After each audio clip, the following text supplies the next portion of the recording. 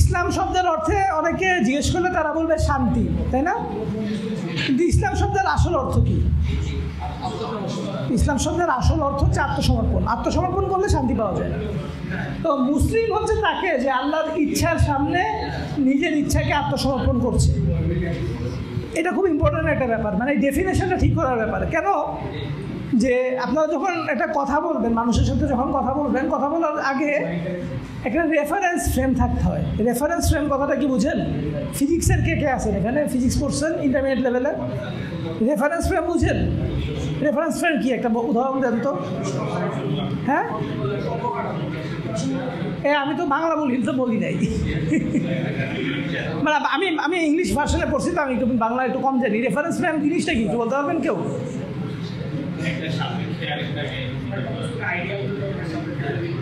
হ্যাঁ, একটা যে আমি এটা কথা বলতেছি, আমি কিসের সাপেক্ষে বলতেছি? ধরেন আমি বললাম যে ভাই একটা এই যে মোবাইলটা রুমের মাঝখানে আছে, এটা একটা ফালতু কথা, কারণ এটা স্পেসিফিক না। হ্যাঁ, তাহলে আমাকে বলতে হবে যে আপনি একটা কাজ করেন, এই মোবাইলটা হচ্ছে একটা ওয়ালের থেকে 12 ফিট আর একটা ওয়ালের থেকে 10 ফিট দূরে আছে, আর মাটির থেকে 2 ফিট উপরে আছে। তখন আপনি বলবেন যে ঠিক আছে, হ্যাঁ, এবার কিছুটা স্পেসিফিক হয়েছে। আরও স্পেসিফিক করার জন্য আপনার বলতে হবে যে কোন ওয়ালের থেকে। আমি কি ওই ওয়ালের থেকে 10 ফিট মাপবো, ওই ওয়ালের থেকে 12 ফিট মাপবো? কোথায় মাপবো? জায়গাটা তো অনেক। তখন আমাকে বলে দিতে হবে যে ভাই আপনি উত্তরের ওয়াল থেকে এত, পশ্চিমের ওয়ালের থেকে এত, আর মাটির থেকে 2 ফিট মাপলে আপনি যেই পয়েন্টটা পাবেন ওই পয়েন্টটায় জিনিসটা আছে। তখন এই মোবাইলটা স্পেসিফিক হবে। তার মানে আমি যদি কথা বলি এই ওয়ালের সাপেক্ষে, আর একজন যদি কথা বলে ওই ওয়ালের সাপেক্ষে, তাহলে সে একটা জায়গায় বলছে যে ভাই এখানে মোবাইল নেই, আমি বলতেছি ভাই আছে, আমি দেখছি, আমি নিজে দেখতেছি। সে বলছে কই ভাই, আমিও তো দাঁড়া আছি, নাই। কেন? জিনিসটা রাইট হবে না, কারণ তার আর আমার রেফারেন্স পয়েন্ট আলাদা, রেফারেন্স ফ্রেম আলাদা। এই জন্য রেফারেন্স ফ্রেম ঠিক করাটাও খুব গুরুত্বপূর্ণ। আপনারা দেখবেন যে অনেক সময় আমরা যারা মুসলিম, আমরা যখন আল্লাহ মানুষকে দিনের কথা বলি বা কোনো একটা ব্যাপার নিয়ে কথা বলি, তো তখন দেখবেন যে সে যেটাকে বলতেছে যে ভাই এটা তো এরকম না, কারণ আপনি বলছেন যে না এটা এরকম, তো অনেক তর্ক হচ্ছে। তো এই তর্ক কখনো শেষ হবে না।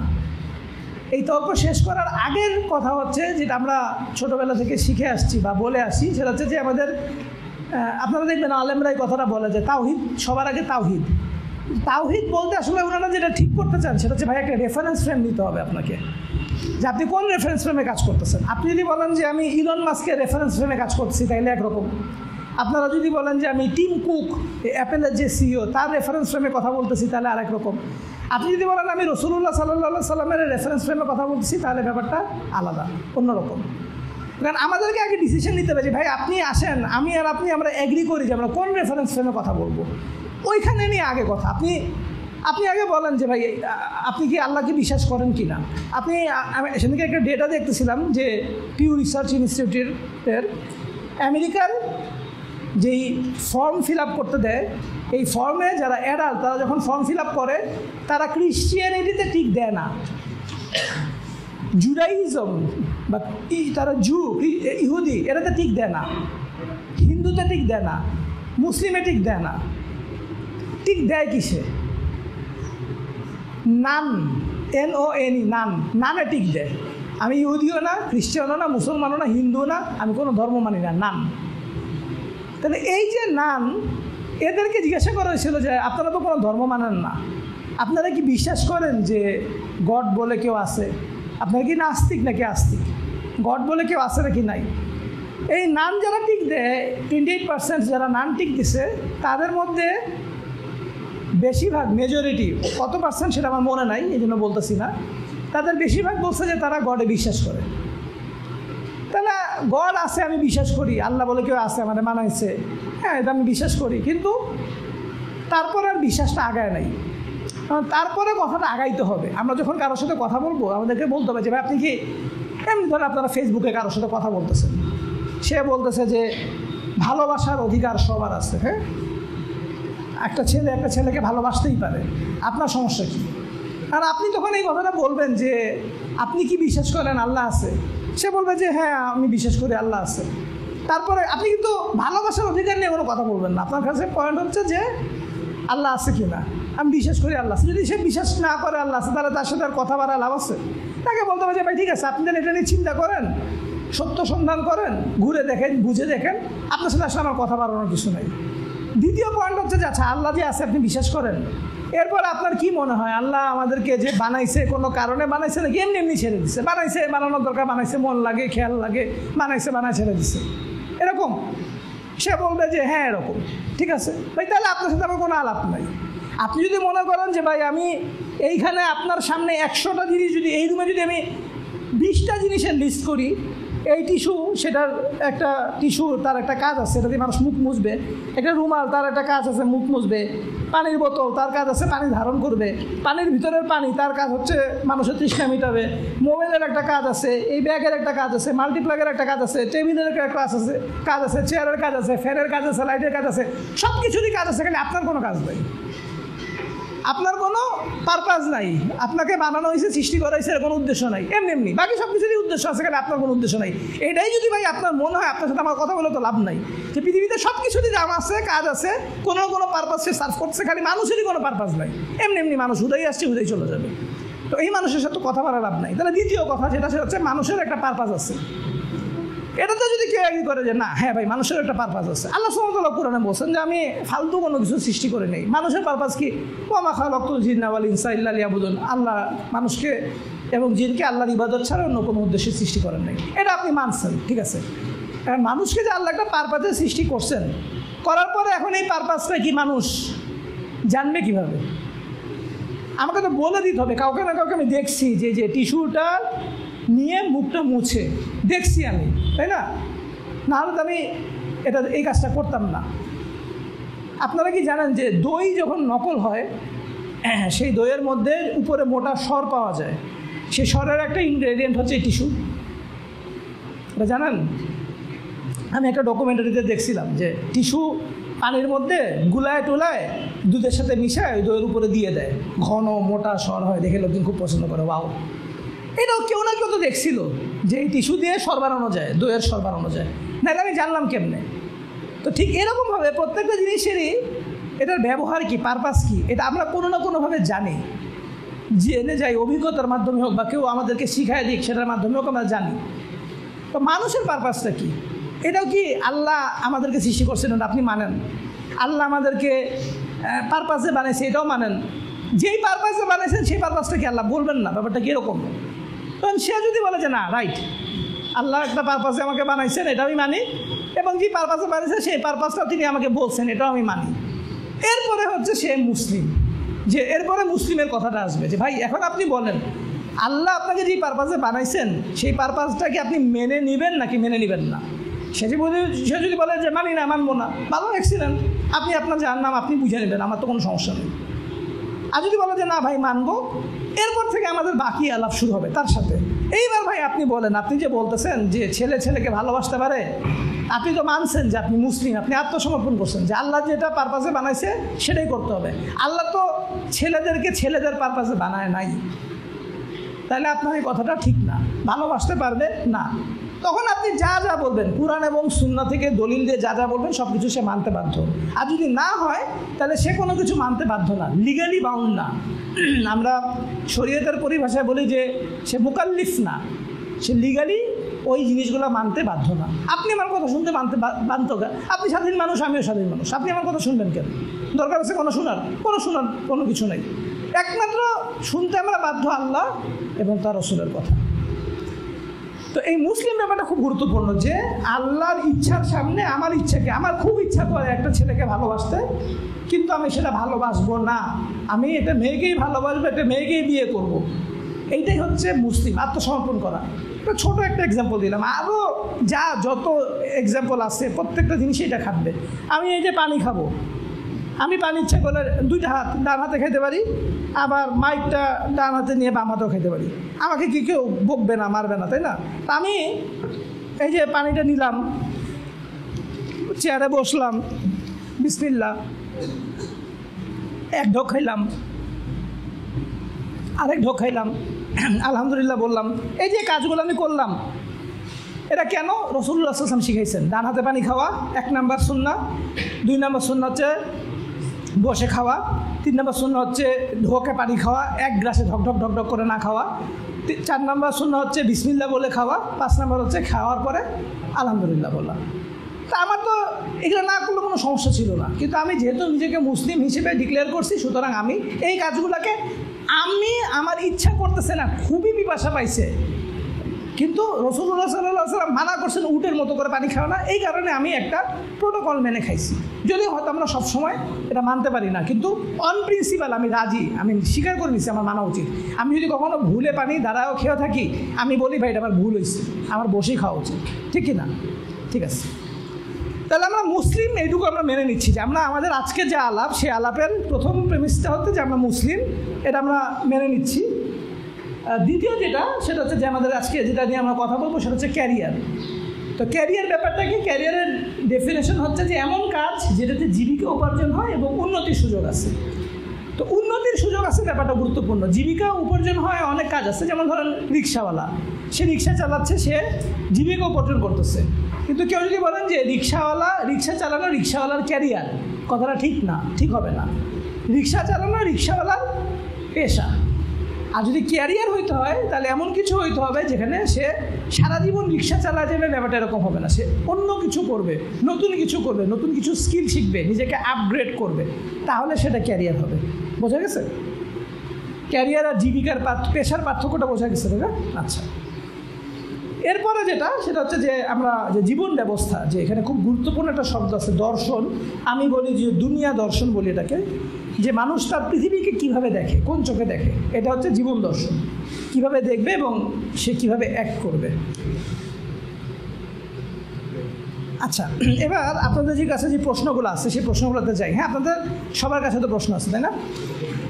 প্রথম প্রশ্নটা কী ছিল বলেন তো একজন?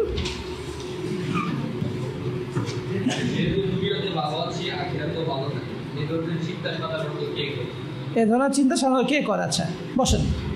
এখন আপনারা যেটা পাইছেন সেটা তো আমরা সিস্টেমের কারণে আপনাদেরকে দিয়ে দিছি।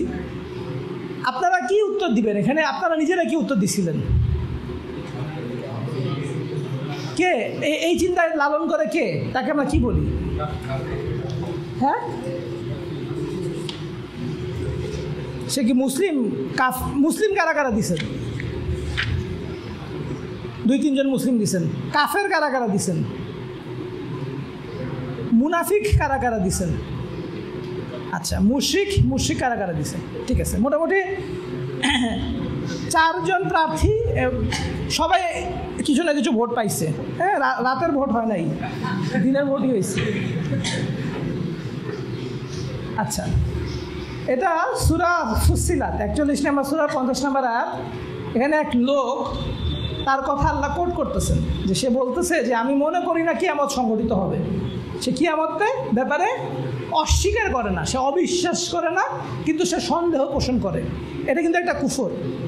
কিয়ামতের ব্যাপারে, আখিরাতের ব্যাপারে কেউ যদি সন্দেহ পোষণ করে, একটা হচ্ছে অস্বীকার করা, ইনকার বলা হয় আরবিতে, অস্বীকার করা, আর একটা হচ্ছে সন্দেহ পোষণ করা। ঠিক আছে, শুবহাত, সন্দেহ পোষণ করা, এটাও একটা কুফর। দলিল কি? দলিল হচ্ছে এটা, কেউ যদি মনে হয় যে আমি কিয়ামত মনে করি না কিয়ামত হবে, আর যদি হয়ও, আমাকে যদি আমার রবের কাছে ফিরিয়ে নেওয়া হয়ও, তাহলে এ কি আস্তিক নাকি নাস্তিক? আস্তিক। সে আল্লাহকে বিশ্বাস করে, আল্লাহর অস্তিত্বে বিশ্বাস করে, কিন্তু আল্লাহর অস্তিত্বে বিশ্বাস করে কি যথেষ্ট? যথেষ্ট না। কেন যথেষ্ট না? এই আয়াত হচ্ছে তার প্রমাণ। সে বলতেছে যে আমাকে যদি আমার রবের কাছে ফিরিয়ে নেওয়া হয়ও, তবুও তার কাছে আমার জন্য কল্যাণই থাকবে। কেন তার আমার কাছে কল্যাণ থাকবে? কেন সেই কথা বলতেছে? মানে তার কাছে কেন মনে হইলো যে ভাই আমি আখিরাতে ভালো থাকবো? কারণ দুনিয়াতে আল্লাহ তাকে ভালো রাখছে। তার কাছে মনে হচ্ছে আল্লাহ যেহেতু দিচ্ছেন আমাকে, দুনিয়াতে দিচ্ছেন, আখিরাতেও দিবেন। যদি আমার খারাপই রাখতেন তাহলে তো কি দুনিয়াতে দিতেন? দুনিয়াতে দিতেন না। কত মানুষ আছে, গরিব মানুষ আছে, আমারও তো গরিব বানান না, আমরা তো ভালো পয়সাওয়ালা বানাইছেন, বুদ্ধি টুদ্ধি আছে, শরীরে শক্তি আছে। যেহেতু আমি দুনিয়াতে ভালো আছি, আমি আখিরাতেও ভালো থাকবো। এটা বহু মানুষ আছে যারা বিশ্বাস করে। এটাকে আমরা বলি ইংলিশে, এটা কথা বলে টেকেন ফর গ্র্যান্টেড, যে এটা আমি পাবোই, এটা আমার পাও না। তারপর কি? তাদেরকে আল্লাহ সুবহানাহু ওয়া তাআলা বলছেন, অতএব আমরা অবশ্যই কাফেরদেরকে তাদের আমল সম্পর্কে অবহিত করাবো এবং তাদেরকে আস্বাদন করাবো কঠোর শাস্তি। তাহলে আল্লাহ সুবহানাহু ওয়া তাআলা এই লোকদেরকে কি বলছেন? যে যারা মনে করে যে আমি যেহেতু দুনিয়াতে ভালো আছে, আখিরাতেও ভালো থাকবো, তাদেরকে আল্লাহ কি বলছেন? তাদেরকে আল্লাহ কাফের বলছেন। তাহলে আপনাদের প্রথম প্রশ্নের উত্তরটা তাহলে ঠিক করে নেন যদি উত্তর ভুল দেওয়া থাকে। তাহলে আমি আপনাদের এই আলাপটা একটু আগে করে আসছি। এই যে আল্লাহকে রব মানা, এটা মাত্রই মুসলিম না। আপনাদেরকে আলাপ করলাম না যে আগে আল্লাহ আছে কিনা মানতে হবে, তারপর আল্লাহ আছে ঠিক আছে, কিন্তু আল্লাহ আমার রব কিনা, মানে উনি কি আমাকে কোনো পারপাসে বানাইছেন কিনা। যদি আমাকে মনে হয় যে পারপাসে বানাইছেন, তাহলে কি পারপাসে বানাইছেন সেটা মানতে হবে। যদি আমি মেনে নেই যে হ্যাঁ আমাকে এই পারপাসে বানাইছেন, তখনই আমি মুসলিম হব। তার মানে আল্লাহকে রব মানলেই সে মুসলিম হবে না। কিন্তু বাংলাদেশে বহু মানুষ আছে যে মনে করে উপরওয়ালা আমি মানি, উপরওয়ালা বলে একটা কনসেপ্ট আছে আমি মানি, এটাই আমি মুসলিম। কিন্তু এটা মুসলিম না, মানে হোল প্যাকেজ আসতে হবে, আপনাকে মুসলিম হইতে হবে, আপনাকে মানতে হবে যে উপরওয়ালা বলে একজন আছে, তিনি আপনারা কিছু কাজ দিয়েছেন, সেটা যদি আপনি করেন তাহলে মুসলিম, যদি না করেন তাহলে মুসলিম না। তার ইচ্ছার কাছে আত্মসমর্পণ করলে মুসলিম, না আত্মসমর্পণ করলে মুসলিম না। এই যে মুসলিম হ্যাঁ বা মুসলিম না, এটা গুরুত্বপূর্ণ খুব বোঝা। কয়েকদিন আগে তসলিমা নাসরিন নামে এক ভদ্রমহিলা আছে, আপনারা কি চিনেন তসলিমা নাসরিনকে? চিনেন? আমরা খুব ভালো চিনি, কারণ উনি হলেন আমাদের সময়কার লেখিকা। মানে আমরা যখন ছোট ছিলাম তখন আমরা দেখলাম হুজুররা আন্দোলন করছে, ওনারা দেশের থেকে বাইর করে দিছে, উনি বাজে বাজে বই লিখে ওনারা আন্দোলন করে ভাগাই দিছে। ওই সময়কার মানুষ তো আমরা। এখন তো আপনারা ফেসবুক ছাড়া তার এক্সিস্টেন্স নাই। আমরা যখন ছোট ছিলাম তখন তার এক্সিস্টেন্স বাংলাদেশে ছিল, সে বই পাওয়া যেত তার, এখন তো পাওয়া যায় না। তো এই তসলিমা নাসরিন খুব আফসোস করে একটা লেখা লিখছে, সেটা হচ্ছে কমিউনিস্ট পার্টি, বাংলাদেশ কমিউনিস্ট পার্টির একটা সভাপতি অথবা সাধারণ সম্পাদক হায়দার আকবর খান রণ নামে এক লোক। কমিউনিস্ট পার্টি যারা করে এরা কিন্তু বেসিক্যালি নাস্তিক। এখন এই লোক মরছে, অনেক বছরের বয়সে মরছে, 93 বছর বয়সে মরছে। এখন তসলিমা নাসরিন কথা হচ্ছে যে তুই সারা জীবন ছিলি নাস্তিক, তুই জীবনে আল্লাহ খোদা মানুষ নাই, তুই জীবনে নামাজ কালাম পড়স নাই, তুই মরছিস, সেখানে তোর কেন লাশ কেন জানাজা হবে, কেন তোর লাশ দাফন কাফন করাবে? তুই তোর লাশ ঢাকা মেডিকেল কলেজে দিয়ে যেতে পারতিস না? লাশ কেটে নিত, তুই বিশ্বাস করস না আখিরাত বলে কিছু আছে, তুই নামাজ পড়ার, হোয়াটস দ্য পয়েন্ট? তো এই যে আমরা কিন্তু এই ন্যারেটিভটা সমাজে স্ট্যাবলিশ করতে পারি নাই যে ভাই যে আল্লাহই আসে তা আল্লাহই নামাজ পড়বো, জানাজা পড়বো না। আমি দেখবো এই ব্যাপারটা কি নাস্তিক ছিল কি না, এবারে কি নামাজ পড়তো কিনা, 5 ওয়াক্ত নামাজ পড়তো কিনা। এখানে যারা আছেন তাদের কাছে আমার একটা রিকোয়েস্ট থাকবে যে আপনারা আপনাদের একটা স্ট্যান্ডার্ড সেট করে নেবেন। 5 ওয়াক্ত নামাজ পড়ে না এরকম লোক যদি হয়, আপনারা জানাজা নামাজ পড়বেন না। বলবেন যে ভাই উনি 5 ওয়াক্ত নামাজ পড়তো না, যে লোক নিজের 5 ওয়াক্ত নামাজ পড়তো না তার জানাজার নামাজ পড়া আমি যে ফিকটা মানি সে ফিকে জায়েজ না, আমি ওনার নামাজ পড়বো না, জানাজার নামাজ পড়বো না। এই একটা জিনিস স্ট্যাবলিশ করলে বাংলাদেশে অনেক নামাজির সংখ্যা বেড়ে যেত, অনেক বেড়ে যেত। তাহলে আমরা একটা পয়েন্ট দেখলাম যে আল্লাহকে রব মানা মানেই মুসলিম না, আরও কিছু কাজ করতে হবে, ঠিক আছে? আচ্ছা, নিঃসন্তান কে? এই প্রশ্নের উত্তর আপনারা কি কি উত্তর দিচ্ছেন? ক, যার কোনো সন্তান হয় নাই। যার কোনো সন্তান হয় নাই কে কে দিচ্ছেন? হাত তোলেন। ভালো, সুন্দর। খ, যার সন্তান হয়ে মারা গেছে এরা কে কে দিচ্ছেন? আপনি দিচ্ছেন। যার সন্তান হয়ে মারা গেছে সেও নিঃসন্তান। আচ্ছা। গ, যার সন্তান হয়েছে এবং সবাই বেঁচে আছে এটা কে কে দিচ্ছেন? এটা কেউ দেন নাই। ঘ, সবগুলো, এটাও কেউ দেন নাই, বুঝে নিয়েছে। আচ্ছা, এবার আপনাদেরকে একটা হাদিস দেখাই।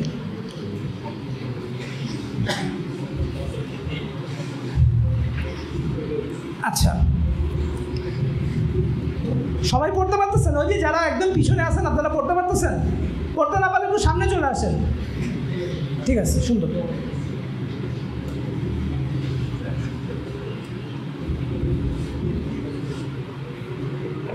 সহি মুসলিমের হাদিস, এটা একেবারে বানানোর কিছু, মানে সহি না জয়ীফ এটা নিয়ে সন্দেহ করার কোনো সুযোগ নেই।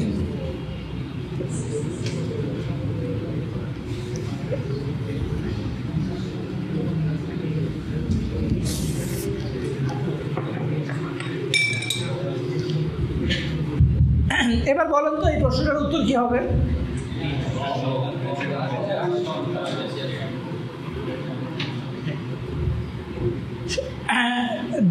যারা যারা পড়ছেন সবাই বলেন, মানে সবার কাছে উত্তর দেন যে সবাই বলেন কি হবে, না কারো কোনো সন্দেহ আছে? কেউ কেউ বলছে গ, কেউ কেউ আছেন যে হাদিসটা পড়েও এখনো উনি বুঝতে পারেন নাই যেটা উত্তর কি হবে। থাকলে হাত তুলতে পারেন, কোনো সমস্যা নাই। আমি কিন্তু আপনি বুঝেন নাই, এখনো নিশ্চিত না, এখনো নিশ্চিত না। আচ্ছা, আপনিও নিশ্চিত না? হ্যাঁ, গ, হ্যাঁ গ হবে, ঠিক আছে, কিন্তু গ হবে এইটা বুঝেন নাই কে? এরকম কেউ আছেন যে গ বুঝেন নাই? আপনারা গ কেন হবে বুঝেন নাই? কোনো সমস্যা নেই, মানে এটা তো শেখার জন্য আসছি আমরা, ঠিক আছে। দেখেন, মানুষের সন্তান লাগে কখন? একটা মানুষের সন্তান লাগে কখন? আমার বয়স এখন 40-41, আমার 2 পায়ে খাড়া আছি, কাজকর্ম করতে পারতেছি, নিজের খাবার নিজে খাই, সব কিছু খাই।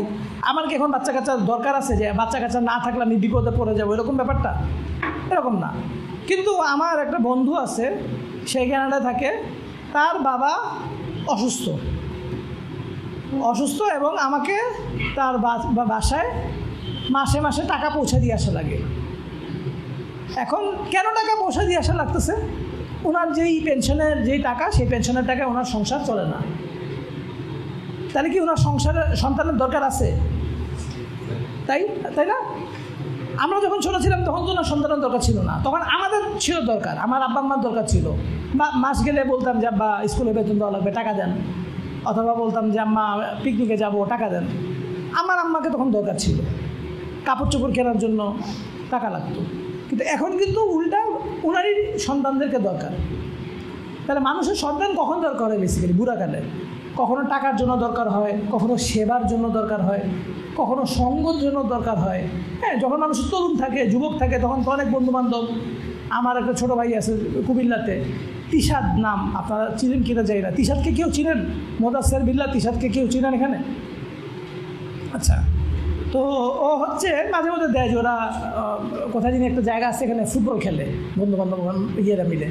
যখন তরুণ থাকে তখন অনেক বন্ধুবান্ধব থাকে, ফুটবল খেলার সঙ্গী থাকে, চা খাওয়ার সঙ্গী থাকে, তাই না? বুড়া বয়সে এগুলো কিছু থাকে না। বুড়া বয়সে তখন মানুষজন একটু ওয়েট করে যে আমার সন্তানদের সাথে একটু কথা বলবো, নাতনির সাথে একটু কথা বলবো। ওই সময়টা মানুষের সন্তান বেশি দরকার হয়। আপনারা অনেক সময় অনেকে চিন্তা করতেছেন যে আমি পড়াশোনা শেষ করে আমেরিকা চলে যাব বা ইংল্যান্ডে চলে যাব, অনেকের চিন্তা থাকে। কিন্তু এই চিন্তাতে কিন্তু আব্বা আম্মারও একটা পার্ট থাকা উচিত। আমি যখন আমেরিকায় চলে যাব বা আমি যদি দেশের বাইরে চলে যাই, আমার আব্বা আম্মা কোথায় থাকবে? কার সাথে থাকবে? ওনারা অসুস্থ হয়ে গেলে ওনাদেরকে কে নিবে? হাসপাতালে ডাক্তারের কাছে কে নিবে? আমার একটা বন্ধুরে ফোন করবো লাগবে যে দোস্ত একটু আমার আব্বার একটু ডাক্তারের কাছে নিয়ে যা। এরকম অবস্থা। এটা পরিকল্পনার অংশ থাকা উচিত। এই যে মানুষের সন্তান লাগে কখন? মানুষ যখন বয়স বৃদ্ধ হয়ে যায়। কিন্তু তারপরও বাংলাদেশে বহু মানুষ আছে যাদের বৃদ্ধ বয়সের সন্তান কাছে নাই, চলতেছে, চলে যাচ্ছে, কষ্ট হচ্ছে কিন্তু চলতেছে, তাই না? বিপদে আছে, তারপরও চলে যাচ্ছে, কেউ না কেউ তাকে দেখে। মানুষ সবচেয়ে বেশি বিপদে কখন থাকবে? কিয়ামতের দিন। মানুষ সবচেয়ে বেশি বিপদে থাকবে কিয়ামতের দিন।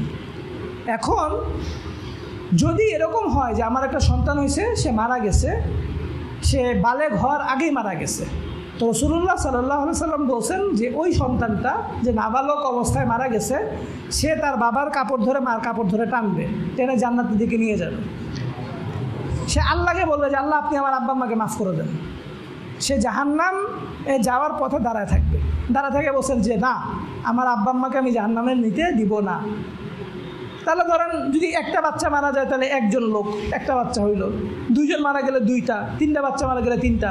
তাহলে যেই সময় মানুষ সবচেয়ে বড় বিপদে থাকবে সেই সময় কিন্তু আমার বাচ্চা কাচ্চারা সবাই যদি বালেগ হয়ে যায়, তাহলে এরা সবাই নিজের হিসাব দিতে অস্থির। সবার তো হিসাবের খাতা খুলে গেছে, বালেগ হইলে তো হিসাবের খাতা খুলে, তাই না? আর বালেগ না হইলে কি হয়? তার নিজের হিসাব নাই, তার চিন্তা তখন কি? তার বাপ এবং মাকে জাহান্নাম থেকে বাঁচানো লাগবে। তাহলে আসল সন্তান আছে কার? যার বাচ্চা হয়েছে, মারা গেছে, যে ওয়েট করতেছে বিপদের সময় তার বাপ মাকে উদ্ধার করবে। এইটাই হচ্ছে এই হাদিসের মর্মার্থ। আপনারা কি যারা বুঝেন না তারা কি বুঝতে পারছেন? আমাদের চোখ দিয়ে দেখলে, আমাদের নর্মাল কমন সেন্স দিয়ে দেখলে আমাদের কাছে বোঝা যায় যে যার সন্তান নাই সে নিঃসন্তান, বা যার সন্তান হচ্ছে যে মারা গেছে সে নিঃসন্তান। আসলে কিয়ামতের দিন যার সন্তান আছে সেই হচ্ছে সন্তানওয়ালা, আর কিয়ামতের দিন যার সন্তান নাই সে হচ্ছে নিঃসন্তান। এখন আমাদের বাবা মা, আমাদের দাদা দাদিদের কথা বলি বা নানা নানির কথা বলি, যেমন আমার দাদা দাদি, আমার চাচা ফুপুরা 11 ভাই বোন, একজন দুজন মারা গেছেন, কিন্তু ছোট অবস্থায় মারা গেছেন, এরা কিন্তু আমার দাদা দাদির জন্য ঢাল হয়ে আছে। আমার নানা নানির এরকম, তাদের এরকম 11 ভাই বোন, আমার মামা খালার 11 ভাই বোন, তাদের মধ্যেও কেউ কেউ মারা গেছে যারা ঢাল হয়ে আছেন। কিন্তু আমাদের আমরা মাত্র দুই ভাই হয়েছি, দুই ভাই বেঁচে আছি। আমার আব্বা আম্মার কিন্তু কোনো সন্তান আসলে নাই, যারা বিপদের সময় কিয়ামতের দিন আমার আব্বা আম্মাকে হেল্প করবে। তো এখন এই কথাটা আপনাদেরকে কেন বললাম, যে এই যে দৃষ্টিভঙ্গি একটা ব্যাপার আছে না, আমরা পৃথিবীকে কী চোখে দেখি, এটাকে ইংলিশে ওয়ার্ল্ড ভিউ বলে, বাংলায় ধরেন দুনিয়া দর্শন বলে একটা শব্দ আমি ব্যবহার করি। তো বর্তমান যে বিশ্ব ব্যবস্থা, সেই বিশ্ব ব্যবস্থার ওয়ার্ল্ড ভিউটা আসলে কী বলেন তো? আমরা এটাকে বলি secular world view. Secular world view, আপনারা কথাটা শুনছেন না? সেকুলার শব্দটার মানে কি জানেন? ভুল। সেকুলার শব্দের মানে হচ্ছে পার্থিব। পৃথিবীতে যা কিছু দেখি এটাই হিসাব, যেটা দেখি না এটার কোনো হিসাব নাই। ধর্মনিরপেক্ষ সেকুলার কীভাবে হয়, যে পৃথিবীতে তো আমরা আল্লাহকে দেখি না, সুতরাং আল্লাহ আমরা কেমনে পৃথিবী চালাবো, কেমনে পৃথিবী সমাজ চালাবো, কেমনে রাষ্ট্র চালাবো, এটা তো আল্লাহর কিছু বলার নাই। কারণ আমরা যা দেখি সেটার উপর বেসিস করে আমরা ডিসিশন নিব। যেটা দেখি না, আল্লাহকে তো দেখি না, উপর থেকে আসে, এটা আমরা মানি না। এই কারণে সেকুলারের একটা অর্থ হচ্ছে ধর্মনিরপেক্ষ, কিন্তু সেকুলার মূল শব্দের হচ্ছে পার্থিব। তাহলে যে সেকুলার যে ওয়ার্ল্ড ভিউ, সেই ওয়ার্ল্ড ভিউতে দেখলে আপনার কাছে মনে হবে যে 10টা বাচ্চা, সে হচ্ছে তার 10টা সন্তান। কিন্তু আপনি যদি আল্লাহ রসুলের ওয়ার্ল্ড ভিউতে দেখেন, যে ওয়ার্ল্ড ভিউটা বেসিক্যালি সেকুলার না, পার্থিব না, আখিরাতের ওয়ার্ল্ড ভিউ, সেই আখিরাতের ওয়ার্ল্ড ভিউতে যার জৈকটা বাচ্চা মারা গেছে, যাদেরকে আমরা দেখতেছি না, তারাই আমার সন্তান, আর যেগুলো বেঁচে আছে এগুলা নিজের হিসাব নিজে দিবে, সে আমার কিয়ামতের দিনে কোনো কাজে আসবে না। উল্টা আল্লাহ সুবহানাহু ওয়া তাআলা বলছেন যে কিয়ামতের দিন তারা পালাবে, বাপ মা থেকে পালাবে, তারা একে অপর থেকে পালাবে, বাপ মা থেকে তারা দৌড় দিয়ে পালা যাবে। কিয়ামতের দিন তারা বলবে যে আল্লাহ, আপনি আমার বাপ মারা জাহান্নামে দেন, আমার বউ বাচ্চারা জাহান্নামে দেন, আমার ভাই বোন আত্মীয় স্বজন যা আছে জাহান্নামে দেন, লাগলে পুরো দুনিয়ার সব মানুষ নিয়ে জাহান্নামে দেন, দিয়ে আমার এখান থেকে বাঁচান। এটা হচ্ছে কাফের মুশরিকরা কিয়ামতের দিন এই কথাটা বলবে, নিজের বাপ মারা বলবে যে আপনি আমার বাপ মা দিয়ে হইলেও আমার বাঁচান। আল্লাহ কত ঠেকা বসছে না, এরা দিয়ে ওরে আল্লাহ জাহান্নামে দিয়ে বের করবে। মানে এরা যে স্বার্থপর, এদের স্বার্থপরতার যে কথাটা, এটা কিয়ামতের দিন বের হয়ে যাবে। এখন কিন্তু বের হয় না, এখন কিন্তু মিষ্টি মিষ্টি কথা বলে মানুষ, ওই দিন আসল চেহারা বের হয়ে যাবে। ঠিক আছে, তাহলে আমি আপনাদেরকে কেন বলতেছি আজকের যে এই ওয়ার্কশপটা বা ক্লাসটা যেটাই বলেন আপনাদেরকে, এটা কেন, উদ্দেশ্যটা কি, সেটা হচ্ছে যে রাসূলুল্লাহ সাল্লাল্লাহু আলাইহি সাল্লাম সাহাবীদেরকে এই প্রশ্নগুলো করতেন, সাহাবীরা একটা উত্তর দিতেন, রাসূলুল্লাহ সাল্লাল্লাহু আলাইহি সাল্লাম কারেকশন করে দিতেন। সাহাবীদের কাছে স্বাভাবিক, ভাই আমি তো দুনিয়াতে দেখি, যা যা দেখি এটা নিয়ে তো আমি চিন্তা করবো, যেটা আমি এক্সপিরিয়েন্স করতে পারছি না, যেটা আখিরাতের ব্যাপার, এটা তো আমি হিসাবে আনবো না। কিন্তু মুসলিম হিসেবে আমাদেরকে হিসাবে আনতে হবে কি, আখিরাতের ব্যাপার, যেটা আমরা দেখতেছি না, এক্সপিরিয়েন্স করতেছি না, কিন্তু কুরআন এবং সুন্নাহর মাধ্যমে জানতে পারি। আমাদেরকে ওই জিনিসটা বেশি আমলে আনতে হবে, আমাদের মাথার মধ্যে ওই জিনিসটা ফিট করতে হবে। যেগুলো দেখি চারপাশে, এইগুলোর থেকে ওইটাকে বেশি প্রায়োরিটি দিতে হবে। আচ্ছা, এবার 3 নম্বর প্রশ্ন, কোনো একজন মানুষ অনেক শক্তিশালী বলতে আপনি কি বুঝেন? ক, যার অনেক ধন সম্পত্তি এবং প্রভাব প্রতিপত্তি আছে। ক, কারা কারা দিচ্ছেন? হাত তুলেন। 2-3 জন দিচ্ছেন। আচ্ছা। খ, যিনি সবাইকে রেসলিং বা কুস্তিতে হারাই দিতে পারেন। এটা কেউ দেন নাই, একজন দিচ্ছে। আচ্ছা। গ, অনেক বড় নেতা যার জন্য সবাই কর্মীরা জীবন দিতে প্রস্তুত। এটাও কয়েকজন দিচ্ছেন। আর ঘ হচ্ছে একটাও নয়, অনেকে একটা নয় দিচ্ছেন। ঠিক আছে, কারণ এই হাদিসটা একটা মাশহুর হাদিস, প্রসিদ্ধ হাদিস, তাই না? কই গেল?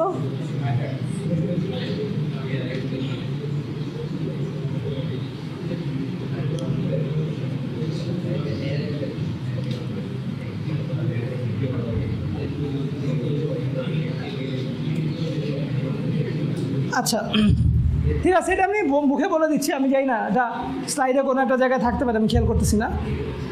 যে একজন মানুষ অনেক শক্তিশালী বলতে বোঝায় যে একটাও না, কারণ রাসূলুল্লাহ সাল্লাল্লাহু আলাইহি ওয়াসাল্লাম সবচেয়ে বেশি শক্তিশালী কাকে বলছেন বলেন তো? যারা ঘ দিচ্ছেন। হ্যাঁ, যে রাগের সময় নিজেকে নিয়ন্ত্রণ করতে পারে। শক্তিশালী হচ্ছে সবচেয়ে বেশি যে রাগের সময় নিজেকে নিয়ন্ত্রণ করতে পারে। ইসলামের একটা বিউটি দেখেন, এখানে 5 ফুট 10 ইঞ্চির উপরে লম্বা কে আছেন? ফাহিমকে আমি দেখছি। ফাহিমের দিকে আসেন। আচ্ছা, আর 5 ফুট 5 ইঞ্চি নিচে কে আছেন?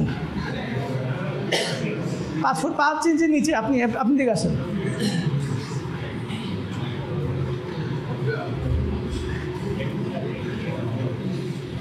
ওখানে দাঁড়ান, আপনি একটু ওখানে দাঁড়ান।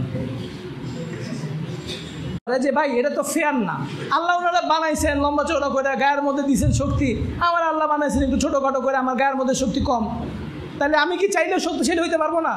দুনিয়ার মানুষ বলবে যে না, পারবা না, ও বেশি শক্তিশালী, ও হলো কম শক্তিশালী। তা আল্লাহ এবং রসুলের যে ফ্রেমওয়ার্ক, যে রেফারেন্স ফ্রেম, সেই রেফারেন্স ফ্রেমে আপনার গায়ে কত শক্তি আছে, আপনি পাঞ্জায় হারাইতে পারবেন কি না, আপনি ওরা তুলে কোলে নিয়ে তুলে একটা আশা দিতে পারবেন কি না, এটা শক্তিশালীতার কোনো মাপদণ্ডই না। শক্তিশালীতার মাপদণ্ড কি? ওরও রাগ হইছে, ওরও রাগ হইছে, রাগে এরকম করতেছে, কিন্তু রাগ করে এরকম করার পরেও মুখ দিয়ে কোনো খারাপ কথা বলে নাই, ঠাস করে কি একটা থাপ্পড় মারে নাই, যে মারে নাই, যে করে নিজেকে আটকে ফেলতে পারছে, সে হলো শক্তিশালী। আর যে সামনে চলে গেছে, ফালতু কথা বলে ফেলছে, সেদিনকে আমাদের সেদিনকে আমাদেরকে একজন বলতেছিলেন, আমাদের একজন উস্তাদ শেখ রফিকুল ইসলাম মাদানী, উনি বলতেছিলেন যে হাজি সাহেব হজে গেছে, হাজি সাহেব হজে যাওয়ার পর হাজি সাহেবকে বলছে, হাজি সাহেব সাবধান, আপনার কিন্তু হজ নষ্ট হয়ে যাবে, হজে কিন্তু ঝগড়া করা যায় না। উনি বলছেন হজ নষ্ট হলে হজ নষ্ট হবে? তখন বলছে যে আপনি 7 লাখ টাকা খরচ করে আসছেন, হজ নষ্ট হলে হজ নষ্ট হবে, আপনি জানেন না যে মাবরুর হজের প্রতিদান জান্নাত, তো আপনি জান্নাত নেবেন না? না, নিব না, আমি জান্নাত যাবো, আমি জান্নামে, ওরা আমি দীঘা ছাড়বো। এটা কি সে ঠান্ডা মাথায় বলছে, বুঝে বলছে? একটা মানুষ হজ করতে গেছে, সেটা নাস্তিক না, কাফের না। রাগ কী হয়? মানুষকে অন্ধ করে দেয়। যে দুর্বল সে তার নিজের রাগকে নিয়ন্ত্রণ করতে পারে না, যে শক্তিশালী সে তার রাগকে নিয়ন্ত্রণ করতে পারে। আচ্ছা, 3 নম্বর প্রশ্নের উত্তর গেল। 4 নম্বর, ক 2 = 3, এটা কে দিচ্ছেন? কেউ দেয় নাই। খ 2 3-এর থেকে বড়, এটা কে দিছে? এটাও কেউ দেয় নাই। গ 3 2-এর থেকে বড়, এটা তো মনে হয় সবাই দিছে। সবগুলোই কে দিছে? আপনি সবগুলো দিছেন, মাশাআল্লাহ। বুঝে দিচ্ছেন নাকি না বুঝে দিচ্ছেন? বুঝে দিচ্ছেন, আচ্ছা, এক্সিলেন্ট। আপনি কি আমার কোনো প্রোগ্রাম অ্যাটেন্ড করছেন? এমনি দিচ্ছেন, নিজ থেকে দিচ্ছেন, আলহামদুলিল্লাহ। আল্লাহ আপনার নলেজ আরও বারাকা দেন, আমিন। আচ্ছা, তাহলে আমরা ওনাকে চান্স দিতে পারতাম, উনি বুঝে বলতে পারতো, বাট আমি যেহেতু আমাদের সময় নাই, সেহেতু আমি নিজে গেলাম। 2 = 3, রাসূলুল্লাহ সাল্লাল্লাহু আলাইহি ওয়াসাল্লাম বলছেন 2 জনের খাবার 3 জনের জন্য যথেষ্ট, এবং 3 জনের খাবার 4 জনের জন্য যথেষ্ট।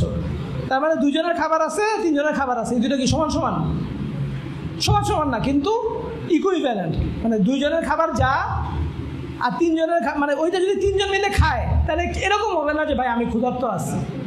2 জনের খাবার যদি 3 জন ভাগ করে খায়, তাহলে 2 জন যদি 2 জনের খাবার খাইতো, তাহলে তার যেরকম পেট ভরতো, 3 জন মিলে খাইলেও তার একই রকমের পেট ভরবে, জিনিসটা সমান হয়ে যাবে। আপনার পেটের ফিলিংসটা সমান হয়ে যাবে। কেমন করে? হ্যাঁ, বারাকা, এক্সিলেন্ট। এটা হচ্ছে আনসিন, বারাকা আনসিন। যে আমি জানি ভাই লাগছে খিদা, এই ভোরবেলা থেকে না খেয়ে আসি, কালকে সন্ধ্যার সময় ভাত খাইছিলাম, প্রচণ্ড খিদা লাগছে। এখন আপনি আমার দিচ্ছেন half packet biryani, half packet biryani, তো আমার তো এমনি 1 প্যাকেট লাগে। এখন রাখছি খায়, এখন একজন 2টা প্যাকেট নিয়ে বসছে, এখন আরেকটা লোক চলে আসছে। এখন আমি তারা বলবো যে ভাই আপনি রাস্তা মতন না, তাকে আমি কি বলবো, ভাই আপনি আসেন, বসেন, আমাদের সাথে শরীক হন। এবং যখন আমরা 2 জনের খাবারটা একসাথে মিলাই, 3 জনে মিলে খাবো, একসাথে যখন খাবো, 3 জনেরই পেট ভরবে। ঠিক যেরকম আমি যদি একা আমার 1 প্যাকেট খাইলাম, তাহলে যেরকম পেট ভরতো, 3 জনেরই পেট ভরবে। এটার নাম হচ্ছে বারাকা।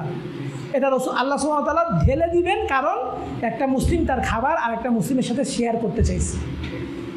এই চাওয়ার কারণে একটা বরকত আসবে, এই বরকতের কারণে পেট ভরে যাবে। তাহলে 2 = 3। আচ্ছা, এই যে 2 = 3, এটা বললাম, এটা কি অঙ্কের 2 = 3?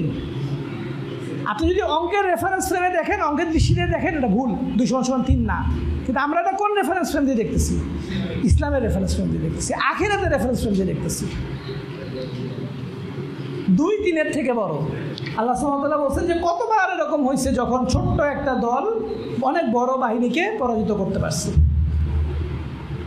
এরকম অনেকবার হয়েছে। বদরের যুদ্ধে আমরা ঘটনা জানি না, 300 জন ছিল, 313 জন ছিল। আর আপনারা একটা জিনিস বুঝেন যে 313 জন, এটা অনেক সময় এটা মানে রিয়েল লাইফের কথা বলতেছি। রিয়েল লাইফে ঘটনাটা কী ঘটে? আপনি একটু আসেন, আপনি এখানে দাঁড়ান, আপনি এই হ্যাঁ 2 জনে 2 হাত ধরেন। হ্যাঁ, এই হাত দিয়ে ধরেন, এই হাত ধরেন। আরে মারামারি করতেছেন, ধরেন ওই হাত ধরেন। হ্যাঁ, এই দুইজন।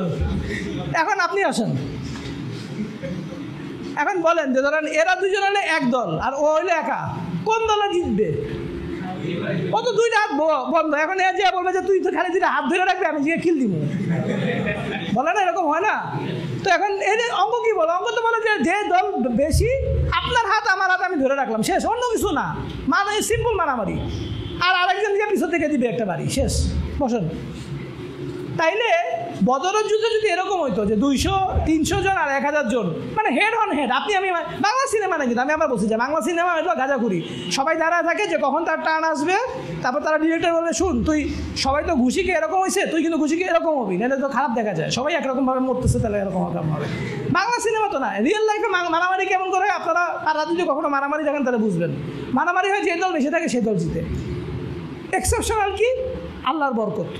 অনেকবার এরকম হয়েছে যে আল্লাহর বরকতে ছোট একটা বাহিনী, ফিলিস্তিনে কিছুই নাই, আর এদিকে ইসরায়েলে নিউক্লিয়ার মিসাইল আছে, ওরা বৈশা আছে বড় বড় ট্যাঙ্কে, সেই ট্যাঙ্কে চারপাশে আর্মার দেওয়া, তারপরেও তারা ডাইপার পরে আছে যাতে নিচে নামলে, পেশাব করতে গেলে নামলে যদি মেরা দেয়।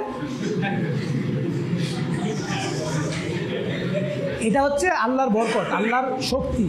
এটা দেখা যায় না, এটা দেখা যায় না। যেই কয়টা এই পর্যন্ত মুজাহিদদের যদি হিসাব করা হয়, ফিলিস্তিনের মুজাহিদরা আর ইসরায়েলের সৈন্যবাহিনী, সাধারণ মানুষ মারছে, এটা তো ফেয়ার না। আপনি মানুষে ঘুমায় আছে, বসে আছে, তার বাড়ি খেয়ে বোম মারছেন, এটা তো ওয়ারফেয়ার না।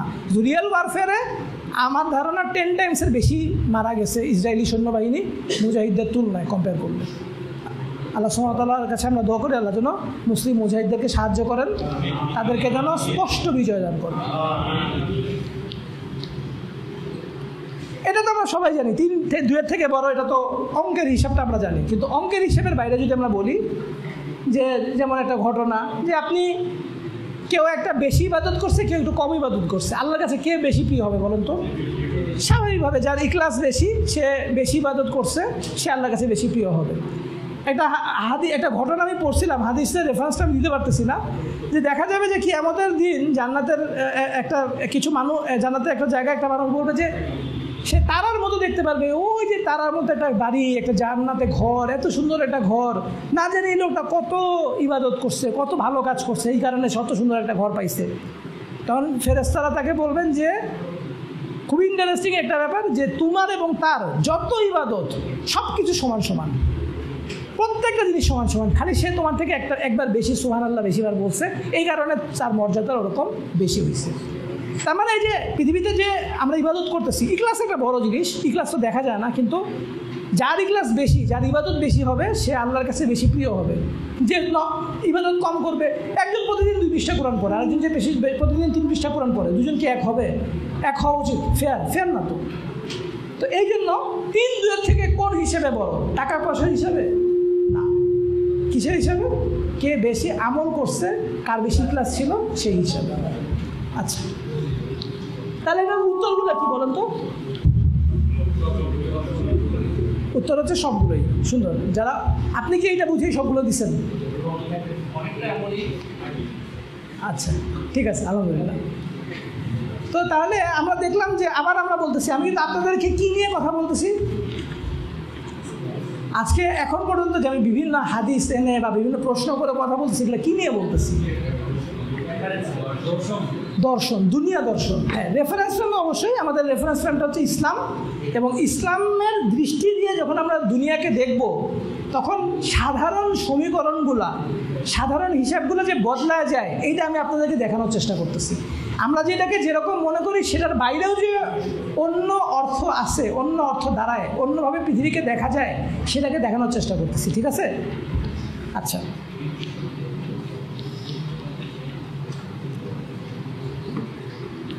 আচ্ছা, আমি একটা জিনিস আপনাদেরকে একটু এই পয়েন্টে একটু বলে দেই, সময়টা যদিও শর্ট, 11:50 বাজে, 1 ঘন্টা আছে। সেটা হচ্ছে যে একটা মানুষ 20,000 টাকা আয় করে, এই 20,000 টাকা হচ্ছে হালাল।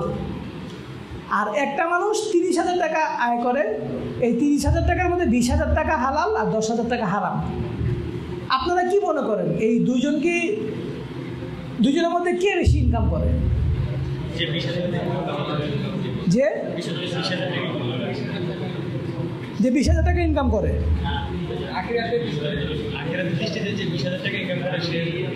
যে আখিরাতের দৃষ্টিতে যে 20,000 টাকা ইনকাম করে কিন্তু টাকাটা হালাল, সে বেশি। কেন বলতে পারবেন? হ্যাঁ, যে হারাম, এখন তাহলে তার সমস্যাটা কি? যে 10,000 টাকা ইনকাম করছে, যার হারাম 10,000 টাকা, তার সমস্যা কি? বাকি হালাল টাকাটা হারাম হবে না, না এটা ঠিক না। বারাকা নাই, কিন্তু 20,000 টাকা তো হালাল।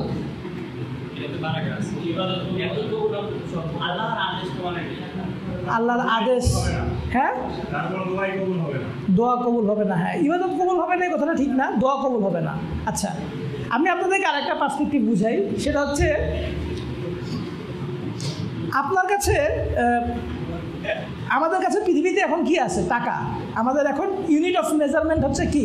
টাকা। আখিরাতের ইউনিট অফ মেজারমেন্ট কি? আমল বা সওয়াব। এখন পৃথিবীতে যে 10,000 টাকা হারাম ইনকাম করতেছে, এটা তো তাকে আখিরাতে শোধ করা লাগবে।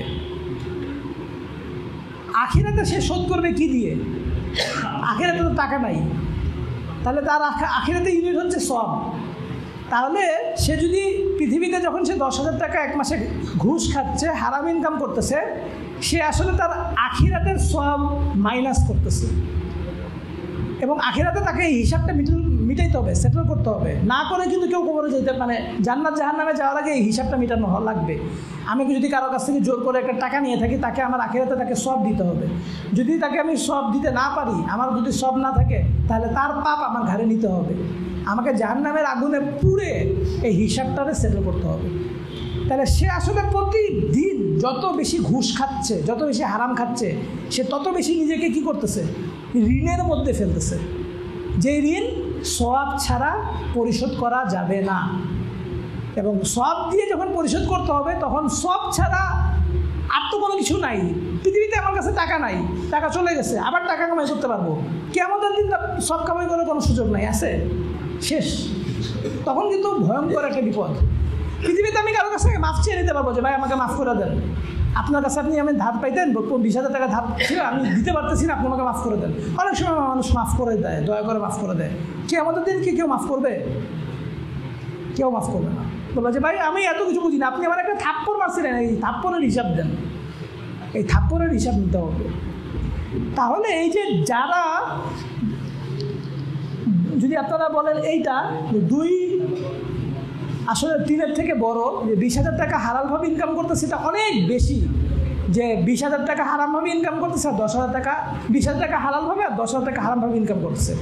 হারাম 30,000-এর থেকে হালাল 20,000 অনেক অনেক অনেক গুণ বেশি। এটা হচ্ছে আরেকটা পার্সপেক্টিভ। আচ্ছা, এরপরে আমি আপনাদেরকে একটা জিনিস বলি, যে খাবার ব্যাপারে একটা কথা বলছিলাম। আমরা যে খাবার খাই, কেন খাই?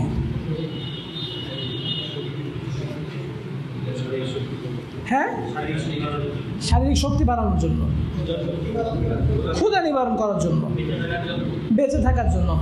আখিরাতের পার্সপেক্টিভ থেকে বলেন তো, আমরা তো অনেকগুলা প্র্যাকটিস করলাম, 3-4টা। ইবাদত করার জন্য কিরকম? ইবাদত করার জন্য কেমন ব্যাপারটা? শক্তি না থাকলে ইবাদত করা যাবে না। সুন্দর, চমৎকার একটা উত্তর। আর একটা উত্তর আছে, সেটা হচ্ছে আলহামদুলিল্লাহ বলার জন্য, কৃতজ্ঞতা প্রকাশ করার জন্য। ধরেন আল্লাহ আমাদেরকে এরকম করে বানাইছেন, আমরা গাছ, আমরা সূর্যের আলোতে একটু ঘোরাঘুরি করে আসি, আমাদের যা যা খাবার দরকার হয় শরীরে সব তৈরি হয়ে যায়।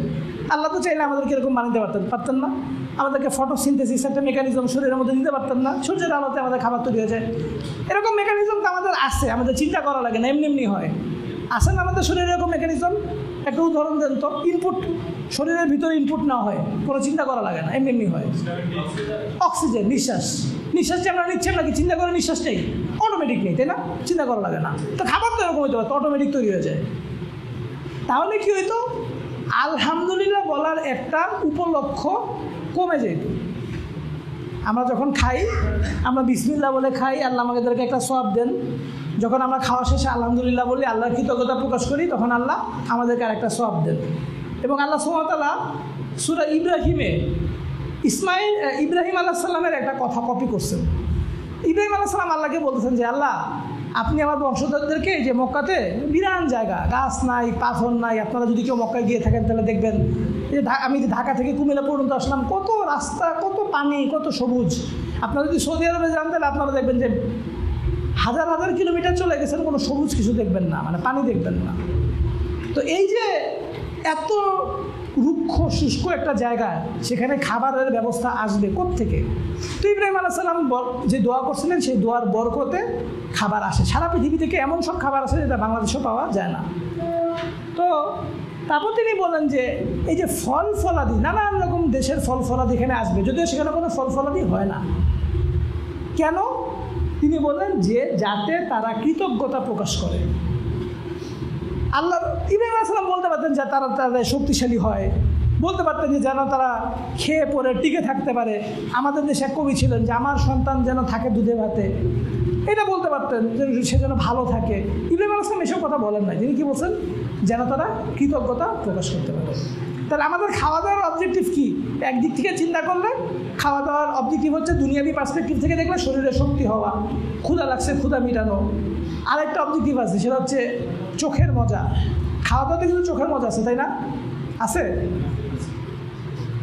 আপনারা দেখেন নাই যে রাফসানদার ছোট ভাই কি একটা ব্লগার আছে, ও কি বানায়? ও খাইতেছে বানায়, মানে মাইনসে নিজে খায় না, অন্য এক বেটা খাইতেছে, এইটা দেখে মাইনসে মজা পায়। না মজা পেলে তো দেখতো না, দেখতো এত ভিউ কেন? যে খাওয়া দাওয়া আমি না খাইতেছি, আরেকজন যে খায়, এটা দেখো আমার মজা লাগে। খাওয়া দাওয়াতে চোখের মজাও আছে। তো আরেকটা জিনিস আপনাদেরকে একটা দোয়া শিখাই দিই, সেটা হচ্ছে রাসূলুল্লাহ সাল্লাল্লাহু আলাইহি ওয়াসাল্লাম বলছেন যে আলহামদুলিল্লাহিল্লাযী আত'আমানি হাযা ওয়া রাযাকানি মিন গায়রি হাওলি মিন্নি ওয়ালা কুওয়া।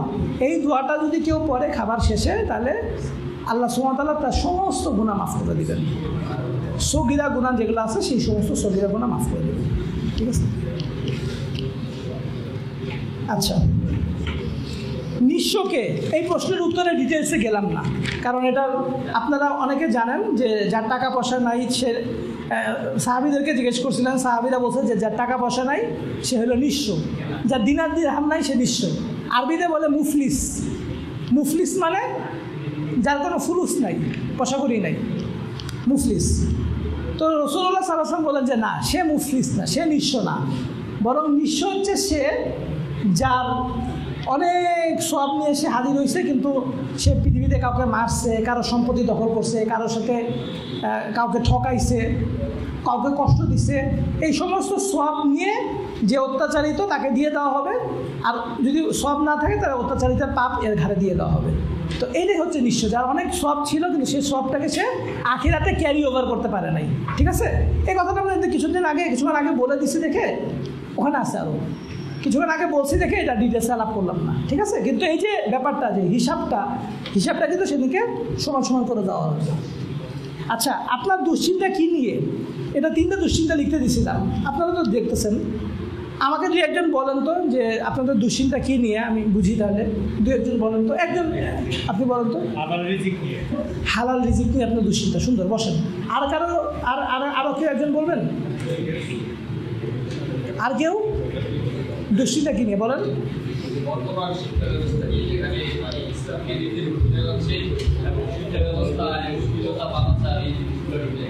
মাশাআল্লাহ, সুন্দর।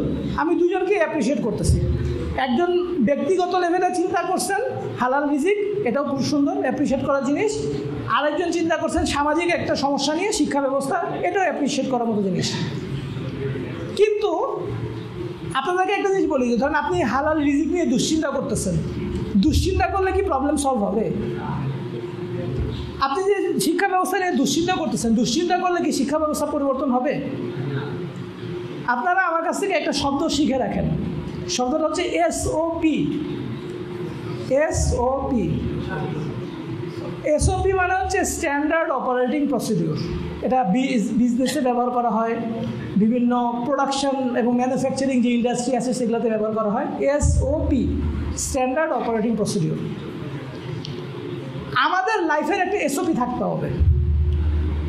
আমাদের প্রত্যেকটা প্রবলেমের জন্য আমাদের একটা এসওপি থাকতে হবে, একটা স্ট্যান্ডার্ড অপারেটিং প্রসিডিউর থাকতে হবে। আমাদেরকে এই কাজ আমাদেরকে করণীয় আমরা করতে হবে। যেমন উনি বলছেন আমার হালাল রিজিক নিয়ে দুশ্চিন্তা আছে। আপনি হালাল রিজিক নিয়ে দুশ্চিন্তা করবেন না। আপনি হালাল রিজিকের জন্য কী করবেন আপনি চিন্তা করবেন, সেটা নিয়ে আমি একটু পরে আসতেছি। যে হালাল রিজিকের ব্যাপারে আমাকে হালাল রিজিক অর্জন করতে হলে আমাকে কিছু যোগ্যতা অর্জন করতে হবে, এটাকে আমরা বলি স্কিল। 3টা জিনিস লাগবে, AKS। AKS এতে কি অ্যাটিটিউড, কেতে কি নলেজ, আর এসতে কি স্কিল। আগে জিনিসটা ছিল, সরি একটু ভুল বলছি, আগে ছিল KSA নলেজ স্কিল অ্যাটিটিউড। এ কারণে দেখবেন যে মানুষজন যে ইউনিভার্সিটিতে ভর্তি হতে চায়, বাপ মা বলে না ভালো করে পড়াশোনা কর, ভালো করে পড়াশোনা কর। আসলে বেসিক্যালি কী বলে, আপনি তো ভালো রেজাল্ট কর। কেন? কারণ সে মনে করে সে এখনও KS-এর যুগে আছে। KSA হইল কিংডম অফ সৌদি আরবিয়া না। নলেজ স্কিল অ্যাটিটিউড, নলেজ যদি তার কারো থাকে তাহলে সে পাবে, তার রিজিকের ব্যবস্থা হয়ে যাবে, তার ইনকামের ব্যবস্থা হয়ে যাবে। এটা ছিল আমার আম্মার সময় ছিল। আমাদের আম্মারা যখন পাস করছে, ইউনিভার্সিটিতে পাস করার আগে ওনারা চাকরি পেয়ে গেছে। 1983 সালের কথা বলছি, 82 সালের কথা বলতেছি। কিন্তু এখনকার যুগে এটা নাই, এখনকার যুগে চেঞ্জ হয়ে গেছে। এখনকার যুগে হয়ে গেছে ASK, ask, attitude skill knowledge. এখন সবচেয়ে ইম্পর্টেন্ট হচ্ছে অ্যাটিটিউড। অ্যাটিটিউড মানে কি? আমি যে কোনো কাজ দিয়ে করতে পারবো, এটা হচ্ছে অ্যাটিটিউড। আমি পরিশ্রম করতে পারবো, পরিশ্রম করতে রাজি, এটা হচ্ছে অ্যাটিটিউড। আপনার যখন অ্যাটিটিউড থাকবে তখন আপনি স্কিল শিখতে পারবেন। আপনারা কেউ বলছে যে তুমি কি এই জানালা যদি জোড়া লাগাইতে পারো, যে লোহার জানালা দেখা যাচ্ছে, এটা যদি 2টা জানালা জোড়া লাগাইতে পারো তাহলে তোমার আমি চাকরি দিব। আপনি বলেন যে স্যার আমার একদিন সময় দেন, আমি ব্যবস্থা করতেছি। কেমন জোড়া লাগানো যাবে? একটা প্রসেস হচ্ছে ওয়েল্ডিং শিখা, ওয়েল্ডিং শিখে আমি জোড়া লাগাই দিলাম।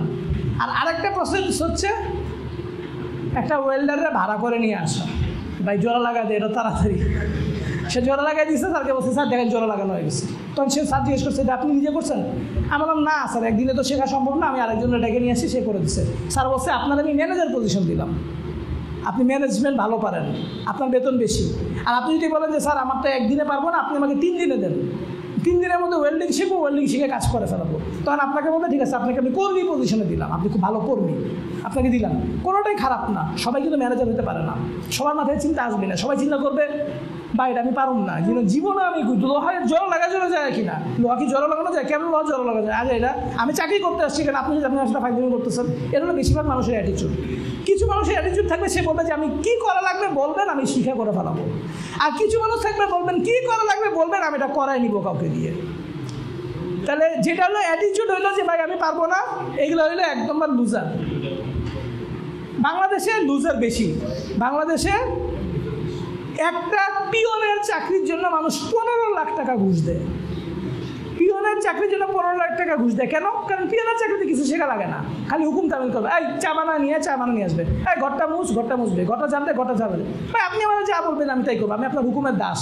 এই জন্য আমি আপনার হুকুম মানবো, দাসত্ব করবো, এই জন্য আমি 15 লাখ টাকা খরচ করতে রাজি আছি। কিন্তু আমি 15 লাখ টাকা দিয়ে কোনো স্কিলও শিখবো না, 15 লাখ টাকা দিয়ে ব্যবসাও করবো না।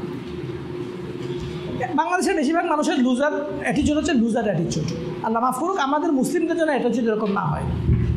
আর একটু হায়ার লেভেলের অ্যাটিটিউড কি, আমি শিখতে রাজি আছি, যা শেখা লাগে শিখে করে ফেলবো। আমি পার্সোনালি অ্যাটিটিউড সেকেন্ড মানুষ, আমি ম্যানেজার না ভালো।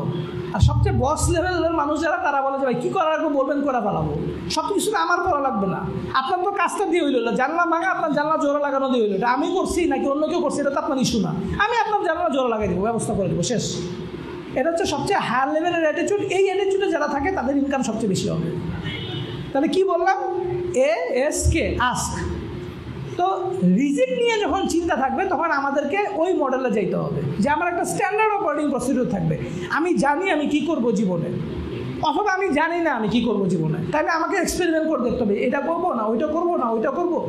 যেমন ধরেন কথার কথা যে আপনি কয়েকদিন দোকানদারি করলেন, দোকানদারি করে দেখলেন যে আপনার দোকানদারি করতে খুব ভালো লাগে, কত মানুষ আসে, কত রকম মজার মজার গল্প করা যায়, কত কিছু জানা যায়, বোঝা যায়, শেখা যায়, মানুষের জীবন সম্পর্কে জানা যায়। তাহলে আপনি বুঝবেন আপনি সেলস এবং মার্কেটিংয়ের জন্য খুব ভালো। সেলসের জন্য খুব ভালো। আপনি দেখলেন যে আপনি খুব ভালো গল্প লিখতে পারেন, খুব ভালো গল্প বলতে পারেন, আপনি যখন গল্প বলেন সবাই চুপ করে বসে আপনার গল্প শুনে, তাহলে আপনি বুঝবেন যে আপনি মার্কেটিংয়ের জন্য খুব ভালো। আপনি দেখছেন যে দোকানের মধ্যে বসা লোকজন যখন আসে, যখন জুতোটা খুঁড়ে বাড়ি দিতে মন চায় যে তোর দোকানের দরকার, কিন্তু কথা বলতে আসছে বেটা, চাল নিতে আসো, চাল নিয়ে যাবি গা, আমি কেমন আছি তোর জিজ্ঞেস করার দরকার। এরকম অ্যাটিটিউড যদি আপনার থাকে তাহলে আপনি বলবেন আপনার জন্য অ্যাকাউন্টিং ভালো। একা একা থাকবেন, কারোর সাথে কোনো কথাবার্তা নাই, হিসাব রাখবো, হিসাব দিব, যা যা লেখালেখি করার আছে লেখা দিব, আপনার আমার সাথে এত পিড়িতের আলাপ নাই, আপনি আপনার মতো থাকেন, আমি আমার মতো থাকি। এই লোক যদি এই টাইপের লোক যদি সেলসে যায় ডিজাস্টার হবে। আর সেলসে যে কথা বলতে পছন্দ করে সে যদি অ্যাকাউন্টিং করতে আসে ডিজাস্টার হবে, খালি হিসাবে ভুল করবে। তো এই যে বললাম যে তাহলে এটা একটা উপায় যে আমার রিজিক, এটা নিয়ে কথা বলবো শেষের দিকে আসতেছে। তা আমার রিজিক কেমনে আমি বের করবো, এটা নিয়ে আমার একটা স্ট্যান্ডার্ড অপারেটিং প্রসিডিউর থাকবে যে আমি এই কাজগুলো করবো আর আমি আল্লাহকে বলবো যে আল্লাহ আপনি আমাকে হালাল রিজিকের ব্যবস্থা করে দেন। কিন্তু এটা নিয়ে দুশ্চিন্তা করে কি লাভ আছে? দুশ্চিন্তা করে কিন্তু লাভ নাই। পৃথিবীতে মাত্র একটা জিনিস নিয়ে দুশ্চিন্তা করে লাভ আছে, সেটা কি কেউ বলতে পারবেন? আরেকটু প্রেসাইজ হইতে হবে, মানে আখিরাত নিয়ে দুশ্চিন্তা মানে কি? আমি আখিরাত নিয়ে ভাই অনেক দুশ্চিন্তায় আছি। হ্যাঁ, জাহান্নাম থেকে বাঁচা, এটাও ঠিক আছে, কিন্তু এটা তো মানে জাহান্নাম থেকে বাঁচার জন্য আমার একটা এসওপি লাগবে। আমি এই খারাপ কাজ করবো না, তাহলে আমি আশা করতে পারি আমি জাহান্নাম থেকে বাঁচবো। দুশ্চিন্তা করবো কি নিয়ে? হ্যাঁ হ্যাঁ, মানে গুনাহ থেকে বাঁচাও তো, মানে গুনাহ থেকে বাঁচা, আপনি এটা নিয়ে দুশ্চিন্তা করবেন কি নিয়ে বলেন তো? হিসাব নিয়ে। মৃত্যু নিয়ে দুশ্চিন্তা করে কি আপনি ঠেকাতে পারবেন যে ভাই আমার মৃত্যু অমুক দিন, আমি বেশি দুশ্চিন্তা করলে একটু পিছিয়ে যাবে? রাসূলুল্লাহ সাল্লাল্লাহু আলাইহি ওয়াসাল্লাম বলেছেন দুইটা জিনিস মানুষের হাতকে বাড়া দেয়। আপনি যদি আত্মীয়তার সম্পর্ক বজায় রাখেন তাহলে আপনার হাত বাড়বে। আর একটা জানি কি ভুলে গেছি, হাত বাড়া আর একটা জিনিস ভুলে গেছি। আচ্ছা, পৃথিবীতে একটা মাত্র জিনিস নিয়ে দুশ্চিন্তা করে লাভ আছে, সেটা হচ্ছে আমি ভালো কাজ করতেছি, এই ভালো কাজটা কবুল হচ্ছে কিনা। আপনি যদি বলেন অনেক ভালো কাজ করছি, আমি হুজুর আমার দাঁড়িয়ে আছে পড়ি, আমার ছোট্ট নামাজ মসজিদে গিয়ে পড়ি, আমি তো গেছি জান্নাতে চলে গেছি, খালি মরি নাই এই জন্য জান্নাতে যেতে পারতেছি। আর পাশে যে লোকজন, চারপাশে যে লোকজন আছে, এই লোকরা ছি ছি ছি কত খারাপ, সারাদিন গার্লফ্রেন্ড ঘুরে, আমি তো আমার গার্লফ্রেন্ড নাই, কারো থেকে দিকে দিকে তাকাই না, আলহামদুলিল্লাহ খুবই ভালো, আপনি গুনাহ থেকে বেঁচে আছেন। কিন্তু আপনি যদি গুনাহ থেকে বেঁচে থেকে যদি আপনার কোনো অহংকার তৈরি চলে আসে, এটা আরেকটা গুনাহ। আপনি আপনার ক্যাপাসিটিতে গুনাহ থেকে বেঁচে নাই, তার ক্যাপাসিটিতে গুনাহ থেকে বেঁচে আছেন। আল্লাহ ইউসুফ আলাইহিস সালাম বলছিলেন আল্লাহ যদি আমাকে না বাঁচাইতেন এটা আমিও বেঁচে থাকতে পারতাম না গুনাহ থেকে। নবী বলতেছেন আল্লাহ যদি আমাকে গুনাহ থেকে না বাঁচাইতেন আমিও ব্যভিচার থেকে বাঁচতে পারতাম না, ব্যভিচার থেকে বাঁচতে পারতাম না। আমরা যখন গুনাহ থেকে বাঁচাই বেঁচে থাকি, এটা আপনার রহমত। তো যেটা বলতেছিলাম যে আমাদেরকে যেটাকে দুশ্চিন্তা করতে হবে পৃথিবীতে একটা হচ্ছে যে আমি যে ভালো কাজগুলো করতেছি এই কাজগুলো কি আল্লাহর কাছে কবুল হচ্ছে কিনা, এটা আসলে দুশ্চিন্তা করে। এই দুশ্চিন্তা করার লাভ আছে কি লাভ বলেন তো? হ্যাঁ, ইখলাস বাড়বে এবং আপনি ভালো কাজের কোয়ালিটি বাড়বে, আপনি আরো বেশি ভালো কাজ করবেন, আপনি আরো বেশি কোয়ালিটি সম্পূর্ণ ভালো কাজ করবেন। আপনি চিন্তা করবেন যে না জানি আমার কোনো ভালো কাজ করে, এটা বোধহয় কবুল হয় না, ওটা বোধহয় কবুল হয় না, আচ্ছা আরেকটা করি, ওটা যদি কবুল হয়, আচ্ছা আরেকটা করি, এটা যদি আল্লাহ কবুল করে দেন, কিছু না কিছু তো কবুল হবে, এটাও তো হবে না, ওইটাই তো হচ্ছে না, কিন্তু একটা করতে একটু লেগে যাবে। তাহলে আপনি আরো বেশি ভালো কাজ করতে পারবেন, আরো বেশি ভালো কোয়ালিটির ভালো কাজ করতে পারবেন। ঠিক আছে? তাহলে দুশ্চিন্তা কি নিয়ে আমরা দেখলাম যে দুশ্চিন্তা করে এগুলাতে পৃথিবীতে কোনো জিনিসটা দুশ্চিন্তা করে লাভ নাই, এগুলাতে কিছু কাজ করতে হবে, স্টেপ আছে, স্টেপগুলো নিতে হবে, এসওপি ফলো করতে হবে। আর এসওপি ফলো করে দুশ্চিন্তা করতে হবে যারা আপনি যা বলতেছেন তা তো করতেছেন, কিন্তু আসলে কি কাজ কবুল হচ্ছে, আসলে কি আমি ঠিক রাস্তায় আছি, আসলে কি আমি জান্নাতে যাওয়ার মতো কাজ করতে পারতেছি, এভাবে দুশ্চিন্তা করে লাভ আছে। আচ্ছা, পৃথিবীতে যেটা আপনাদের দুনিয়া বর্তমান বিশ্ব ব্যবস্থা, এটা একটা শব্দ আছে যেটা বলা হয় রিয়েলিটি বা হাকিকত। আরবিতে হাকিকত বলে, বাংলায় বাস্তবতা বলে, রিয়েলিটি বলে। অনেকে বলে যে এটা বাস্তবতা বুঝে না। বাস্তবতার ব্যাপারটা কি? তোমাদের বলতে এটা নিউ সায়েন্টিস্টের একটা জিনিস, যে এখানে অনেকগুলো সায়েন্টিস্টের নাম আছে, হ্যাঁ, ওনারা সবাই বলতেছেন ওরা এটা হচ্ছে রিভিউ পেপার। রিভিউ পেপার মানে কি, যে অনেক পেপার ঘেটে যে পেপারগুলো লেখা হয় এটাকে রিভিউ পেপার বলে। তো রিভিউ পেপার ওরা বলেছে যে what is reality, why we still don't understand the world's true nature। এই পৃথিবীটা আসলে কি এটা আমরা এখন স্কুলে ভালো ছিলাম না, ওই জন্য আমি স্কুলে কষ্ট বুঝতাম, যারা পরের দিকে থাকে পিছের দিকে থাকে তারা কষ্ট বুঝতাম, যারা ভালো দিকে দাবা ছাত্র তারা ছোট থেকে, যারা কত ভালো ছাত্র না তাদের তুচ্ছ তাচ্ছিল্য করে। এই যে অহংকার, আপনি গৌরব করছেন, অহংকার করছেন, কি নিয়ে অহংকার করছেন বলেন? ধরে নিয়ে একটা ছাত্র আসলে খুব ভালো ছাত্র, সে আসলে কি নিয়ে অহংকার করছে বলেন? সে তার মেধা নিয়ে অহংকার করতেছে না, এই মেধাটি আসলে তার কে দিচ্ছে?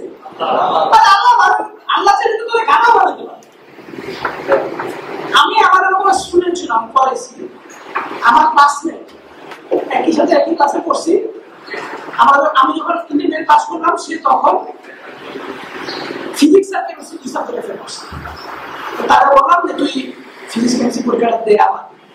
সে বলছে না আমি সবগুলো আবার রেজাল্ট ভালো না, অন্য সাবজেক্টের রেজাল্ট ভালো। আচ্ছা, তারপর সে পরের বছর সব সাবজেক্ট পরীক্ষা দিচ্ছে, পরের সব সাবজেক্ট পরীক্ষা দিয়েছে সম্ভবত পরের বছর ফিজিক্স কেমিস্ট্রি ম্যাথ 3 সাবজেক্ট। তারপর তাকে এরপর তার দুনিয়া হঠাৎ ঘুষ হলে তার 3টা সাবজেক্ট সব দেওয়া যাবে না, শুধু 3টা দিচ্ছে, ফিজিক্স কেমিস্ট্রি ম্যাথ 3। তারপর সে ফিজিক্স কেমিস্ট্রি ম্যাথ 3টা দিচ্ছে, ফিজিক্স কেমিস্ট্রি 3টা ম্যাথ দিয়ে ফিজিক্স আর কেমিস্ট্রি আর ম্যাথে পাস করছে, ফিজিক্স। তারপর বছর সে ফিজিক্স পরীক্ষা দিচ্ছে, ফিজিক্স পরীক্ষাতে সে ফিজিক্স পাস করছে। 5 বছর তার লাগছে পাস করতে। এবং এই যে আমি বুঝতাম, বিশেষ করে আমার কাছে, আমি পরে পড়ানোর আগে আমি সেন্ট জোসেফ স্কুলে পড়ছি, সেন্ট জোসেফ কলেজে পড়ছি। সেন্ট জোসেফ কলেজের অবস্থা খুব ভালো ছিল না, স্কুল তো ভালো। তো কলেজে পড়ার পরে স্কুলে থাকার অবস্থাতে আমি এরকম ছাত্র দেখি। কলেজে উঠার পরে ওকে যখন আমি দেখছি, আমি বুঝছি যে আসলে কিছু কিছু মানুষ থাকে যারা বুঝে না। কারণ আমি একটা অঙ্কর দিকে তাকে আমি বুঝে পারি না অঙ্কটা কেমনে করা লাগে। সম্পূর্ণটা কেমনে আসে আমার বুঝতে কোনো সমস্যা হয় না। তার আমি 10 বার বুঝলাম কোনো বুঝি না। তো তার কিছু লিখে দিচ্ছে কেন বলতেছি যে আল্লাহ এরকম মানুষ বানান, যেটার তার মেধা আমার নাই, সেটা অহংকার করছে, কি নিয়ে অহংকার করতেছে তার কোনো ক্রেডিট। আপনারা টাকা দেখেন, পৃথিবীতে মানুষ যা নিয়ে অহংকার করে একটা করে মানুষের ক্রেডিট আছে। আমার বাপের বাপের টাকা, তোমার ক্রেডিট কি? আর বাপ তো তুমি ঠিক করো। Having said that, মানুষের অহংকার করে কি নিয়ে? তুই জানো যে আমাদের পাশের মহল্লায় কে থাকে, পাশের মহল্লায় এমপি থাকে, মানে তার কৃতিত্ব, জীবনের অহংকার করার যোগ্যতা হচ্ছে যে আমার পাশের মহল্লায় এমপি। তোর কি, তুই কি করছস সেটাতে তোর অবদান। মানে কেউ যদি এখানে অহংকার করতো যে ভাই আমি যেখানে যে একটা বড় গর্ত আছে, মাটির মধ্যে গর্ত, এই গর্তটা আমি করছি, মাটি দিয়ে তুলে কোদাল দিয়ে গর্ত করে এই গর্তটা আমি বানাইছি, তাই আমি বলতাম তোমার কিছু এফোর্ট আছে, এটা নিয়ে তুমি অহংকার করো। কিন্তু মানুষ পৃথিবীতে জানি অহংকার করে, পুরোটা তার কোনো এফোর্ট নেই। বেশিরভাগ সময় মানুষ অহংকার করে সেই জিনিস নিয়ে যেটাতে তার কোনো এফোর্ট নেই, পুরোটা আল্লাহর দান। মানুষ যেটা তার যেটা এফোর্ট আছে এটা নিয়ে মানুষ সাধারণত অহংকার করে।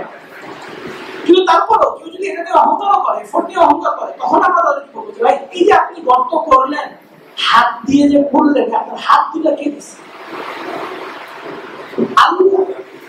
আপনার হাত দুটা আপনি দিচ্ছে।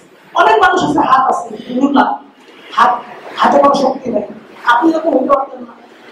হাতে শক্তি কে দিচ্ছে? আল্লাহ দিচ্ছে। তাহলে আপনি কি নিয়ে আসলে অহংকার করতেছেন? এটা হলো হাকিকত। তো আল্লাহ সুবহানাহু ওয়া তাআলা তারপর দুনিয়ার রিয়েলিটিটা বুঝাচ্ছে। মানুষের রিয়েলিটি বুঝাইলেন যে আসলে মানুষ দুনিয়াতে কি করে, অহংকার করে, টাকা কামাই বেশি, ভালো উপরের দিকে চাকরি করে, এসব নিয়ে কথা বলে। তারপর আল্লাহ বলছেন যে দুনিয়াটা হচ্ছে এরকম যে বৃষ্টি হইল, একদম সবুজ ঘাস হয়ে গেছে। এটা আসলে বাংলাদেশে বোঝা যায় কম, বাংলাদেশে চির সবুজ দেশ তো, সৌদি আরবে দৃশ্য খুব ভালো বোঝা যায়। সৌদি আরবে বৃষ্টি হওয়ার পরে আপনারা টাকা দেবেন যে পুরো গাছ, মানে পুরো মাটিগুলো সবুজ, পাহাড়গুলো সবুজ, জাস্ট এক সপ্তাহ পরে দেখবেন সব হয়ে গেছে। তো এরকম সবুজ হইল, সব ফসল পেকে যাও, তারপর ফসলটা আবার পেকে যায়, হলুদ হয়ে যায়, ভুষ্টি হয়ে যায়। তারা সব বলছেন এর হচ্ছে দুনিয়াতে একটা জিনিস সবুজ হয়, আবার সাদা হয়ে যায়, হলুদ হয়ে যায়, ধ্বংস হয়ে যায়। কিন্তু আখিরাতের জীবন হচ্ছে রিয়েলিটি, বাস্তবতা, যেখানে 3টা জিনিস আছে। আযাব, এটা হচ্ছে জাহান্নামীদের জন্য, আল্লাহর হচ্ছে সেই সব মুসলিমদের জন্য যারা ভুল করে আবার আল্লাহর কাছে মাফ হচ্ছে, আর আল্লাহ সন্তুষ্টি দেখানোর জন্য যে যত কম গুনাহ করবে, যত বেশি ভালো মানুষ, তার জন্য আল্লাহ সন্তুষ্টি তত বেশি। এইটাই হচ্ছে অ্যাকচুয়াল রিয়েলিটি, এটাই হচ্ছে বাস্তবতা।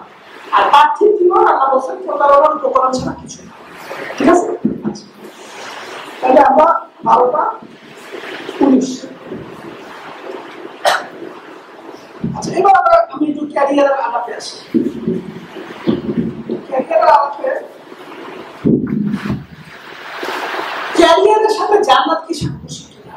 মানে অনেক সময় আমাদের পোলাপানের যারা একটু ইসলাম মেনে চলে তাদের কাছে মনে হয় যে ভাই এত ক্যারিয়ার করা যাবে না, কাজ কাম করা যাবে না, আমি জঙ্গলে তো যাওয়া নিষেধ, আমি বাসায় থাকবো, ইউটিউব দেখবো, কিছু ইসলামিক বই পড়বো, আমি ভাববো আমি ইসলামের অনেক খেদমত করতেছি। এরকম কি মানুষের চিন্তা ভাবনা আছে? অনেক সময় আপনাদের নিজেদের মনে হয় দূর এইসব করে কি হবে, এই ফিজিক্স কেমিস্ট্রি, এই টেক্সটাইল ইঞ্জিনিয়ারিং করতেছি ছাতা মাথা, এগুলো করে কি হবে মনে হয় না? অনেক সময় মনে হয়, শত মনে হয়। দেখেন, ক্যারিয়ার কিন্তু জান্নাতের সাথে সাংঘর্ষিক না। যেমন ক্যারিয়ার বলতে আমি কি বলছিলাম মনে আছে? ডেফিনিশনটা বলার জন্য আপনি বল ক্যারিয়ার মানে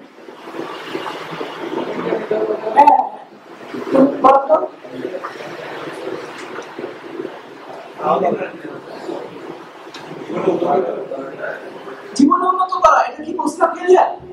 আচ্ছা, আরেকটু প্রিসাইজ কিছু বলতে পারবেন আপনি বলেন পাশে।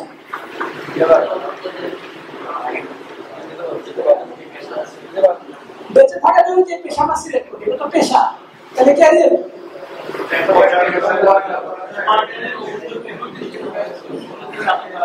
হ্যাঁ, আমি তো টিচার মানুষ, তো আমি দেখি পাশে কথা বলতেছি, তাদের প্রশ্ন। তো এখন আমরা কথা বলেন ভালো কথা, ওনারই ভালো কথা বলছি। তো ক্যারিয়ার হচ্ছে এরকম পেশা যেখানে উন্নতি করার সুযোগ আছে। যেমন রাসূলুল্লাহ সাল্লাল্লাহু আলাইহি ওয়াসাল্লাম তিনি বলছেন যে তুমি কিয়ামতের পূর্বে, মানে কিয়ামতের পূর্বে একটা ব্র্যাকেটে আছে, আমি তরবারি সহ প্রেরিত হয়েছি যাতে শরীরবিহীন ভাবে আল্লাহর ইবাদত হয়, এবং আমার জীবিকা রাখা হচ্ছে বর্ষার ছায়া করে। তাহলে জিহাদ, জিহাদের কথা বলা হচ্ছে, জিহাদ কি ইসলামের সর্বোচ্চ চূড়া, ফাইনেস্ট ইবাদত, হাইয়েস্ট ইবাদত। তাহলে ইবাদতের সাথে জীবিকা এটা কি সাংঘর্ষিক নাকি সাংঘর্ষিক না? আমরা কিন্তু জানি সাংঘর্ষিক। ভাই ইবাদত হলে ইবাদত, জীবিকা দুই জায়গায় থাকবে, একসাথে মিলানো যাবে না, এটা তো আমরা বুঝি নাকি? সাধারণত আমাদেরকে বলা হয় যে ভাই আপনারা দুনিয়াবি পড়াশোনা করছেন, এখন আখিরাতের পড়াশোনা করেন, এটা তো শুনছেন আপনারা? তো দুনিয়াবি পড়াশোনা আখিরাতের পড়াশোনা করাটা আসলে ঠিক না। পড়াশোনা হওয়া উচিত সবকিছুই আখিরাতের জন্য। ঠিক আছে? তো এই যে সবচেয়ে যে হাইয়েস্ট ফর্মের ইবাদত, সেই ইবাদতের মাধ্যমে আল্লাহ রাসূলকে জীবিকা দিয়েছে। তাহলে কি জীবিকা নির্বাহ করা, ক্যারিয়ার ডেভেলপ করা আর ইসলাম, এটা কি সাংঘর্ষিক আপনাদের কাছে মনে হচ্ছে? সাংঘর্ষিক না। আচ্ছা, এটা হচ্ছে তার হাদিস যে আল্লাহ ইয়া রাসূলুল্লাহ সর্বোত্তম আমল কি? তিনি বলেন আল্লাহর প্রতি ইমানটা কথা আসতে জিহাদ করে। এটা হচ্ছে হাইয়েস্ট লেভেলের ইসলামের হাইয়েস্ট আমল হচ্ছে জিহাদ করা।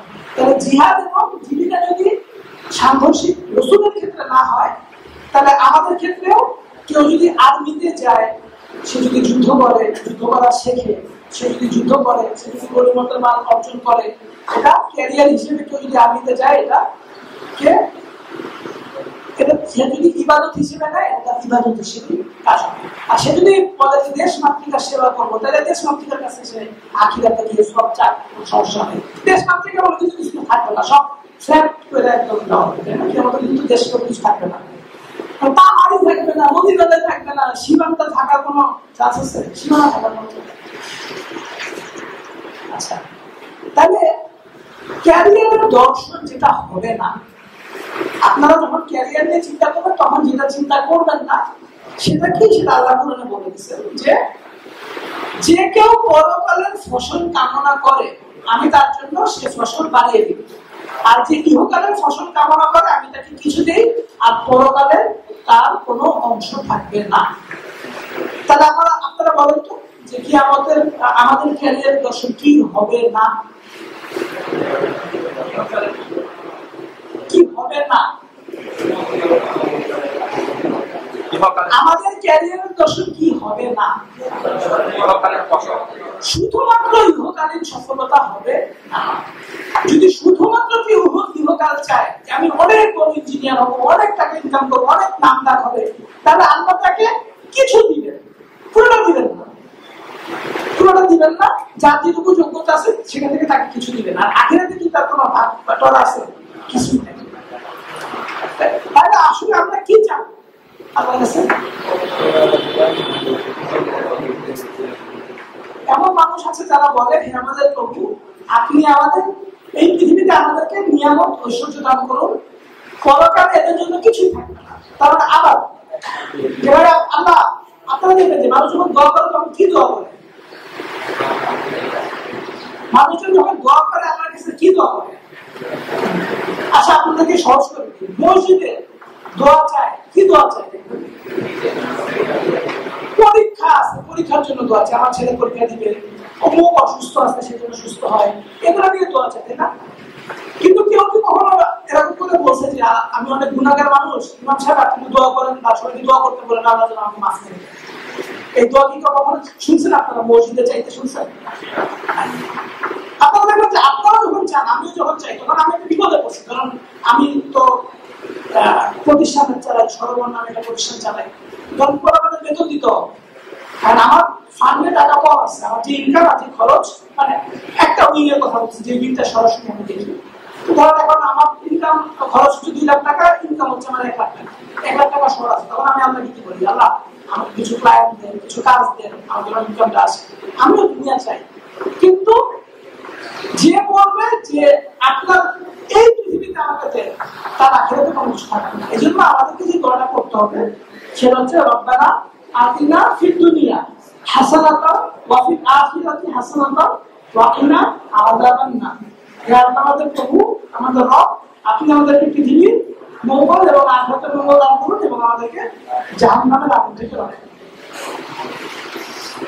তাহলে কি আমরা বুঝতে পারছি যে আমরা আল্লাহর কাছে কি চাবো? ব্যাপারটা মজা না, আমার বুঝে দেখেন। আপনি যখন আল্লাহকে বলবেন যে আল্লাহ আপনি আমাকে দুনিয়াতেও ভালো থাকতে দেন, যেন আমি ভালো খেয়ে পরে থাকতে পারি, হালাল ইনকাম করতে পারি, আপনার রাস্তায় যেন দান করতে পারি, আপনি দুনিয়াতে আমাকে এরকম দেন, আর আখিরাতে আপনি আমাকে জান্নাত দেন। তাহলে আপনি দুনিয়াতে যা পাওয়ার ছিল সেটাও পাবেন, আখিরাতে যা পাওয়ার ছিল সেটাও পাবেন। কিন্তু আপনি যদি শুধু দুনিয়া চান, আখিরাতে কিছু পাবেন না। আর আপনি যখন আখিরাতকে ফোকাস করবেন, তখন দুনিয়াটা আপনি এমনি এমনি পেয়ে যাবেন, সাথে পেয়ে যাবেন। তাহলে যারা লুজার তারা কি করবে? সব দুনিয়া নিয়ে পেয়েছে। আমরা মুসলিমরা শুধু দুনিয়া নিয়ে পেয়েছে নিব না। আচ্ছা, এবার এটা আমার ফাইনাল এবং লাস্ট আছে, তাই না? এই যে মডেলটা, এই মডেলটা হচ্ছে ইকিগাই নামে একটা কনসেপ্ট আছে, জাপানি একটা কনসেপ্ট আছে। কি কনসেপ্ট বললাম? আপনি কি কাজ করতে ভালোবাসেন? এটা কি এই সাবজেক্টটা বলছে যে আপনি কি কাজ করতে ভালোবাসেন। যেমন ধরেন আপনি এখানে লিখবেন যে আপনার কি কাজ ভালো লাগে। যেমন ধরেন কথা যে আমি আমার উদাহরণ দিয়ে বলি যে আমি বিজনেস করতে ভালোবাসি, ব্যবসা করতে ভালোবাসি। তারপর আরেকটা জিনিস হচ্ছে যেমন আমি মানুষকে কোনো কিছু শিখাইতে ভালোবাসি, ক্লাস দিতে ভালোবাসি, মানুষকে কিছু বুঝাইতে ভালোবাসি। তারপর হচ্ছে আমি কি করতে ভালোবাসি? আমি বেড়াইতে খুব ভালোবাসি, ঘুরে বেড়াইতে ভালোবাসি, আল্লাহ দুনিয়া আল্লাহর জমিন ভ্রমণ করে দেখতে ভালোবাসি। এটা হচ্ছে আমি এই কাজগুলো করতে ভালোবাসি। আচ্ছা, এরপর হচ্ছে যে আমি আরেকটা জিনিস করতে ভালোবাসি। মনে করেন যে আমি ফুটবল খেলতে ভালোবাসি, ঠিক আছে? আচ্ছা, এইবার হচ্ছে আপনি কোন কাজ করতে পারদর্শী। তাহলে আরেকটা সার্ভে বলে, যে সার্ভের সাথে ওভারল্যাপ হবে, যে আমি কোন কাজটা ভালো পারি। কি বললাম? যে আমি কোন কাজ করতে ভালোবাসি। 1 নাম্বার বলছি আমি ব্যবসা করতে ভালোবাসি, আমি মানুষকে কোনো জিনিস বুঝাইতে ভালোবাসি, আমি ঘুরতে ভালোবাসি, আমি ফুটবল খেলতে ভালোবাসি। এবার হচ্ছে আমি কোন কাজটা ভালো পারি, কোন কাজটা পারদর্শী। আমি মনে করি আমি ব্যবসা ভালো পারি। আচ্ছা, তারপর হচ্ছে আমি ফুটবল খেলা ভালো পারি, আমি মানুষকে ভালো বুঝাইতে ভালোবাসি, আবার আমি ঘুরতেও ঘোরাঘুরি করতে আমি ভালো পারি। ঘোরাঘুরি করতে আমি ভালো পারি, আমার পায়ে একটু সমস্যা আছে, খুব এক্সট্রিম জায়গায় সব জায়গায় যাওয়া আমার জন্য সমস্যা সম্ভব নয়। আমি এটা খুব ভালো পারি, পারদর্শী। আচ্ছা, এরপর হচ্ছে যে আপনাকে কি এই কাজটা করতে টাকা দেওয়া হয়, তাহলে আমার ভালো লাগা আর আমার ভালো পারা এর মধ্যে কিছু কাজ একটা জিনিস এসে মিলছে, সেটা হচ্ছে মানুষকে কিছু বোঝানো, যেটা আমি ভালো পারি, আবার এটা আমি ভালো পারি, আবার করতে ভালো লাগে, ঠিক আছে। এরপর হচ্ছে যে এই কাজটা করতে কি আমাকে টাকা দেওয়া হয় কি, এটা হচ্ছে যে আপনারা বুঝবেন যে কোনো কাজ যদি মানুষ ভালো পারে তাহলে তাকে সেই কাজের জন্য টাকা দেওয়া হয়। যেমন দেখবেন যে অনেকে খুব ভালো ফুটবল খেলে, তাদেরকে বিভিন্ন ক্লাব হায়ার করে ফুটবল খেলার জন্য, তাই না, তাকে এটা তাহলে বোঝা যাবে যে সে কি বলে যে ভাই আমি খুব ভালো ফুটবল খেলে আমাকে হায়ার করে, তারপর কি তাকে হায়ার করবে? আমি খুব ভালো ক্রিকেট খেলি ভাই আমাকে হায়ার করে না, মানুষ খেলা দেখে বলে ওই ভালো খেলোয়াড় আমাকে ক্লাবে দিতে হবে, এভাবে হায়ার করে, তাই না। ঠিক এরকম করেও চাকরিতেও কিন্তু হয়, আপনারা বোঝেন না, চাকরিতেও কিন্তু এরকম হয়। যখন আমরা দেখি যে এই মানুষটা খুব ভালো একটা কাজ ভালো পারে, এক্সট্রাঅর্ডিনারি লেভেলে পারে, তাকে কিন্তু ওই কাজের জন্য বিভিন্ন কোম্পানি ডেকে ডেকে নিয়ে যায়, যে কাজ বেতন তার থেকে অনেক বেশি বেতন দিয়ে নিয়ে যায়, কারণ সেই কাজটা খুব ভালো পারে। তাহলে যেমন ধরেন আমি কিনা বলেন যে আমি খুব ভালো পারি, কেমন করে বুঝি যে আমি খুব মানুষকে ভালো বুঝাইতে পারি। যেমন আমি ছোটবেলায় ইউনিভার্সিটি লেভেলে যখন ছিলাম আমি টিউশন করতাম, আমার আরো মানুষ বলতে ভাই আপনি আমার বাচ্চাকে পড়ানো, তুমি আমার বাচ্চাকে পড়াও, তাহলে আমি ভালো পড়াই দেখেই তো মানুষ আমাকে বলে, ভালো তো বলতে পারে, তাহলে আমি বুঝলাম যে আমি ভালো পারি, যে আমাকে কিন্তু এত ভালো পারি যে এটার জন্য টাকা দেওয়া হচ্ছে। এরপরে তাহলে আমার এই জায়গাটাতে আসছে যে আমি ভালো পারি, এখানে মিলছে ভালো পারি, করতে ভালো পারি, করতে ভালো লাগে, আমাকে টাকাও দেওয়া হচ্ছে। এরপরে পৃথিবীর কি জিনিসটা প্রয়োজন কি, যেমন ধরেন কেউ একজন সে ফুটবল খেলতে খুব ভালোবাসে, ফুটবল খেলতে খুব ভালো পারে এবং ফুটবল খেলার জন্য তাকে টাকাও দেওয়া হয়। পৃথিবীর কি ফুটবল খেলোয়াড় প্রয়োজন? আপনারা কি মনে করেন? একটা মানব সমাজ, সেখানে যদি কোনো ফুটবল প্লেয়ার না থাকে সে মানব সমাজ আর ফাংশন করতে পারবে না, চলতে পারবে না, মানব সমাজ বন্ধ হয়ে যাবে, সভ্যতা স্তব্ধ হয়ে যাবে। কিন্তু কৃষক নাই, ফসল উৎপাদন করার কেউ নাই, মানব সভ্যতা কি থাকবে নাকি বন্ধ হয়ে যাবে? সুইপার মেথড যে ড্রেন পরিষ্কার করে, সে যদি না থাকে তাহলে একটা শহর কি বসবাসযোগ্য থাকবে নাকি বসবাসযোগ্য থাকবে? তাহলে তাকে একটা ফুটবল খেলোয়াড়ের আমার দরকার নেই, কিন্তু একটা সুইপার বা মেথডের আমার দরকার আছে। তাহলে আমি যে পেশাটা বেছে নিব সেই পেশাটা পৃথিবীর কি দরকার, তাহলে আমার এমন একটা পেশা নিতে হবে, এমন একটা সাইডে আমাকে ক্যারিয়ার ডেভেলপ করতে হবে যাতে এই চারটাই থাকে। ধরেন আমি আমার কথা যেটা বলতেছিলাম যে আমি ভালো পারি, আমি কাউকে কোনো কিছু ভালো বুঝাইতে পারি, আমাদের মতো মানুষরা মার্কেটিং এ গেলে ভালো করে, এই জন্য আমি মার্কেটিং এর মানুষ সর্বদা চিফ মার্কেটিং অফিসার। তাহলে আমি ভালো পারি কি মানুষকে ভালো বুঝাইতে পারি যে ভাই আপনি আমাদের পণ্যটা কেন কিনবেন, আমাদের সেবাটা কেন কিনবেন, আমি আপনাকে সুন্দর করে বুঝাই দিলাম, আপনি শুনে খুব খুশি হয়ে গেলেন, আপনি আমার কাছ থেকে কিনে নেবেন। ভালো, এটা আমার করতে ভালো লাগে, ভালো পারি, এটা করে আমি টাকাও পাই এবং এটা পৃথিবীর দরকার। আমি যে প্রোডাক্টগুলো বিক্রি করছি না মানুষের দরকার, ব্যবসাটা মানুষের দরকার, কিন্তু সবগুলো সেন্টারে কি থাকবে? আল্লাহ সন্তুষ্ট। এখন ধরেন আমি এইটাও ভালো পারি, আমি কোন কাজে পারদর্শী, আমি সেলস মার্কেটিং, সেলস মার্কেটিং খুব ভালো, সেলস মার্কেটিং করলে খুব ভালো টাকাও পাওয়া যায়। এখন আমি কি করলাম? সিগারেট বিক্রি করা শুরু করলাম। পৃথিবীর কি সিগারেট দরকার আছে? বরং সিগারেট বন্ধ করা দরকার।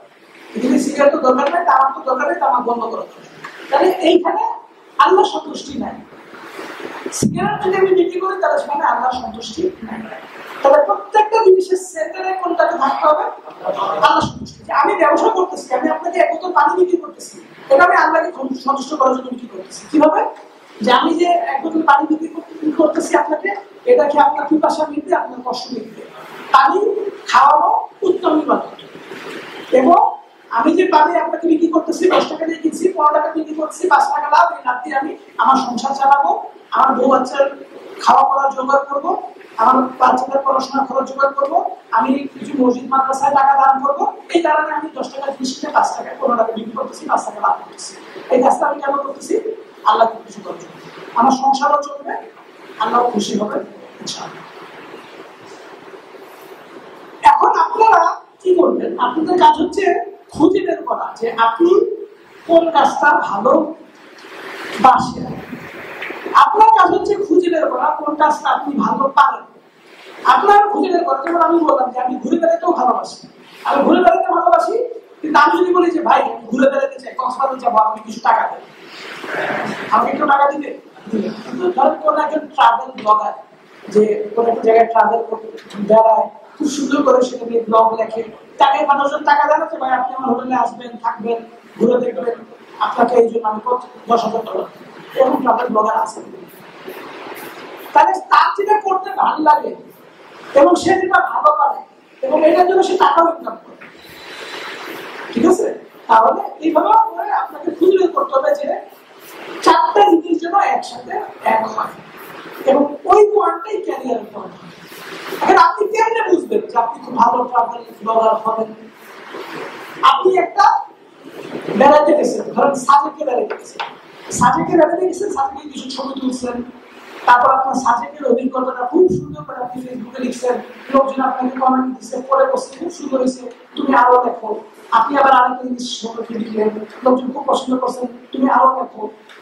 আপনি আরেকটা জায়গা সম্পর্কে লিখলেন, তাহলে আপনি বুঝবেন যে আপনি কাজটা ভালো পারেন। আবার কিছুক্ষণ আগে কিছু এক্সাম্পল দিচ্ছিলাম, বললাম যে দোকানদারি করবেন, দোকানে বসতে করবেন, বিনা পয়সায় বোঝা। ধরেন আপনার স্কুল বা আপনার ইউনিভার্সিটি থেকে একটা ম্যাগাজিন বের হবে, এই ম্যাগাজিনে আপনি কাজ করলেন, মানুষজনের কাছ থেকে লেখা নিলেন, ছাপ খুঁজে করলেন, এডিটিং করলেন, তাহলে আপনি বুঝলেন যে আপনি এই কাজটা ভালো পারেন।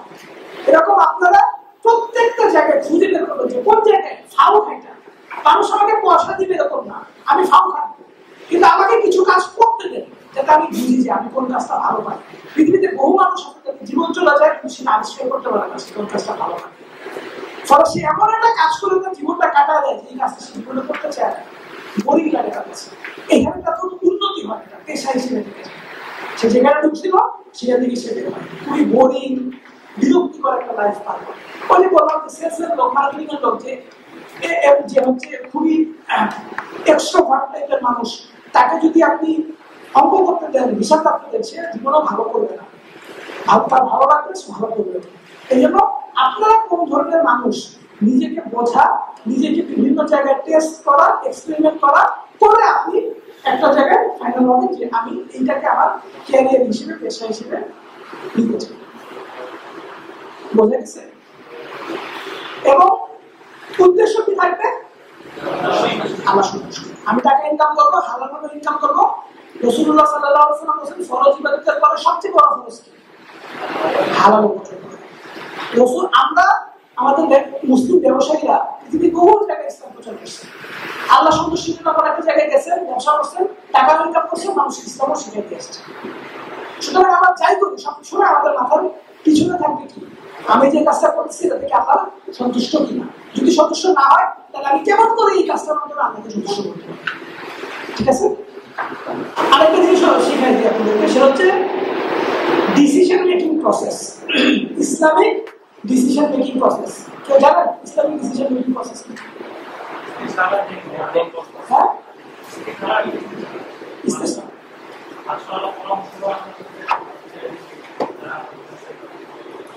মাশাআল্লাহ, এক্সিলেন্ট। ঠিক বলছেন যে আপনি একটা লক্ষ্য স্থির করবেন, এই লক্ষ্য স্থির করার পরে আপনি যারা বিজ্ঞ, যেমন ধরেন আপনি চিন্তা করলেন যে আমি একজন ফটোগ্রাফার, ওয়াইল্ড লাইফ ফটোগ্রাফার। এখন আপনি ওয়াইল্ড লাইফ ফটোগ্রাফারের সাথে একটু কথা বলবেন যে ভাই আপনি তো ওয়াইল্ড লাইফ ফটোগ্রাফি করেন, আমি চিন্তা করছি আমার ছবি তুলতে খুব ভালো লাগে, আমি এটাকে পেশা হিসেবে নিতে চাই, এখন আপনি আমাকে কিছু পরামর্শ দেন। তো সে আপনি আমাকে বলছেন যে তোমার দেখে তো হুজুর লাগে, তুমি ওয়াইল্ড লাইফ ফটোগ্রাফি করতে পারবা, তোমার কি সমস্যা, তুমি তো নামাজ পড়তে পারবা না, অনেক জায়গায় তুমি বসে আসো, চুপ করে বসে আসো, বা আমাদের রক্ত হয়ে যাবে, তুমি উঠে যাও, যে এই প্রশ্নটার জন্য বসেছিল সেটা পালা যায়, কিন্তু নামাজ পড়তে পারবা না, তুমি বলবা আস্তে আস্তে কাজ করা যাবে না। তাহলে তার সাথে পরামর্শ করো এটা আমার জন্য যায় কি। দ্বিতীয় কাজ হচ্ছে আল্লাহর সাথে পরামর্শ করা, হচ্ছে ইস্তিখারা, যে আল্লাহ আমি চিন্তা করতেছি আমি এই কাজটা একটু হতে চাই, ঠিক আছে ওয়াইল্ড লাইফ ফটোগ্রাফার হবো না, প্রোডাক্ট ফটোগ্রাফার হবো। প্রোডাক্ট ফটোগ্রাফি একটা প্রোডাক্টকে আমি এমন ভাবে ছবি তুলতে চাই যে আমি ছবি তুলতে যেহেতু ভালোবাসি, ছবি আমি ভালো তুলতে পারি, এটাই আমার ক্যারিয়ার আমি বানাবো। এবং প্রোডাক্ট ফটোগ্রাফি করতে গেলে আদারের সময় আমি গিয়ে মসজিদে নামাজ পড়তে হবে, পড়বো, আমার জঙ্গলে যে ঢাকা লাগবে না, জামাতে নামাজ পড়তে পারবে, সবকিছু ঠিক গেছে, মিলে গেছে, আমি এটা দিতে পারি আমার ক্যারিয়ার পিছনে। আর আল্লাহ আপনি কি বলেন? আল্লাহুম্মা ইন্নী আস্তাগফিরুকা বিইলমিকা ওয়া আস্তাগফিরুকা বিকুদরাতিকা ওয়া আসআলুকা মিন ফাদলিকা আযীম। একটা দোয়া আছে, হিজবুল মুসলিম বা যে কোনো মোবাইল অ্যাপের মধ্যে এই দোয়াটা আছে। এই দোয়াটা করবেন, করার পর ওই জায়গাটা বলবেন যে আল্লাহ আমি প্রোডাক্ট ফটোগ্রাফার হিসেবে নিজের ক্যারিয়ারকে ডেভেলপ করছি, আমার জন্য যদি এই জিনিসটা ভালো হয় দুনিয়া এবং আখিরাতের জন্য, তাহলে এটা আপনি আমার জন্য করে দেন, এটাকে আমার উপরে এনে দেন, আমাদের উপরে সন্তুষ্ট করে রেখে দেন। আর এটা যদি আমার জন্য অকল্যাণকর হয়, এটা আমার থেকে দূরে সরাবেন, আমাকেও এটা থেকে দূরে সরাবেন। এই ডিসিশন নেওয়ার পরে আপনি যখন দেখলেন যে না, আপনি ভিতর থেকে একটা পজিটিভ ফিল পাচ্ছেন, আপনাকে যারা পরামর্শ দিচ্ছে তারাও পরামর্শ দিচ্ছে যেটা খুব ভালো ক্যারিয়ার, তুমি এটা করতে পারো, ভালো ইনকাম তুমি করতে পারো, ভালো ইনকাম করতে পারো। তারপরে আপনি কি করেন, আপনি কোনো জায়গায় ফটোগ্রাফি শিখলেন, প্রোডাক্ট ফটোগ্রাফি শিখলেন, ইন্টারনেট টিউটোরিয়াল দেখলেন, ইন্টারনেটে কোর্স করলেন, বিভিন্ন জায়গায় কাজ করলেন, আপনি সামনে দিকে আগায়।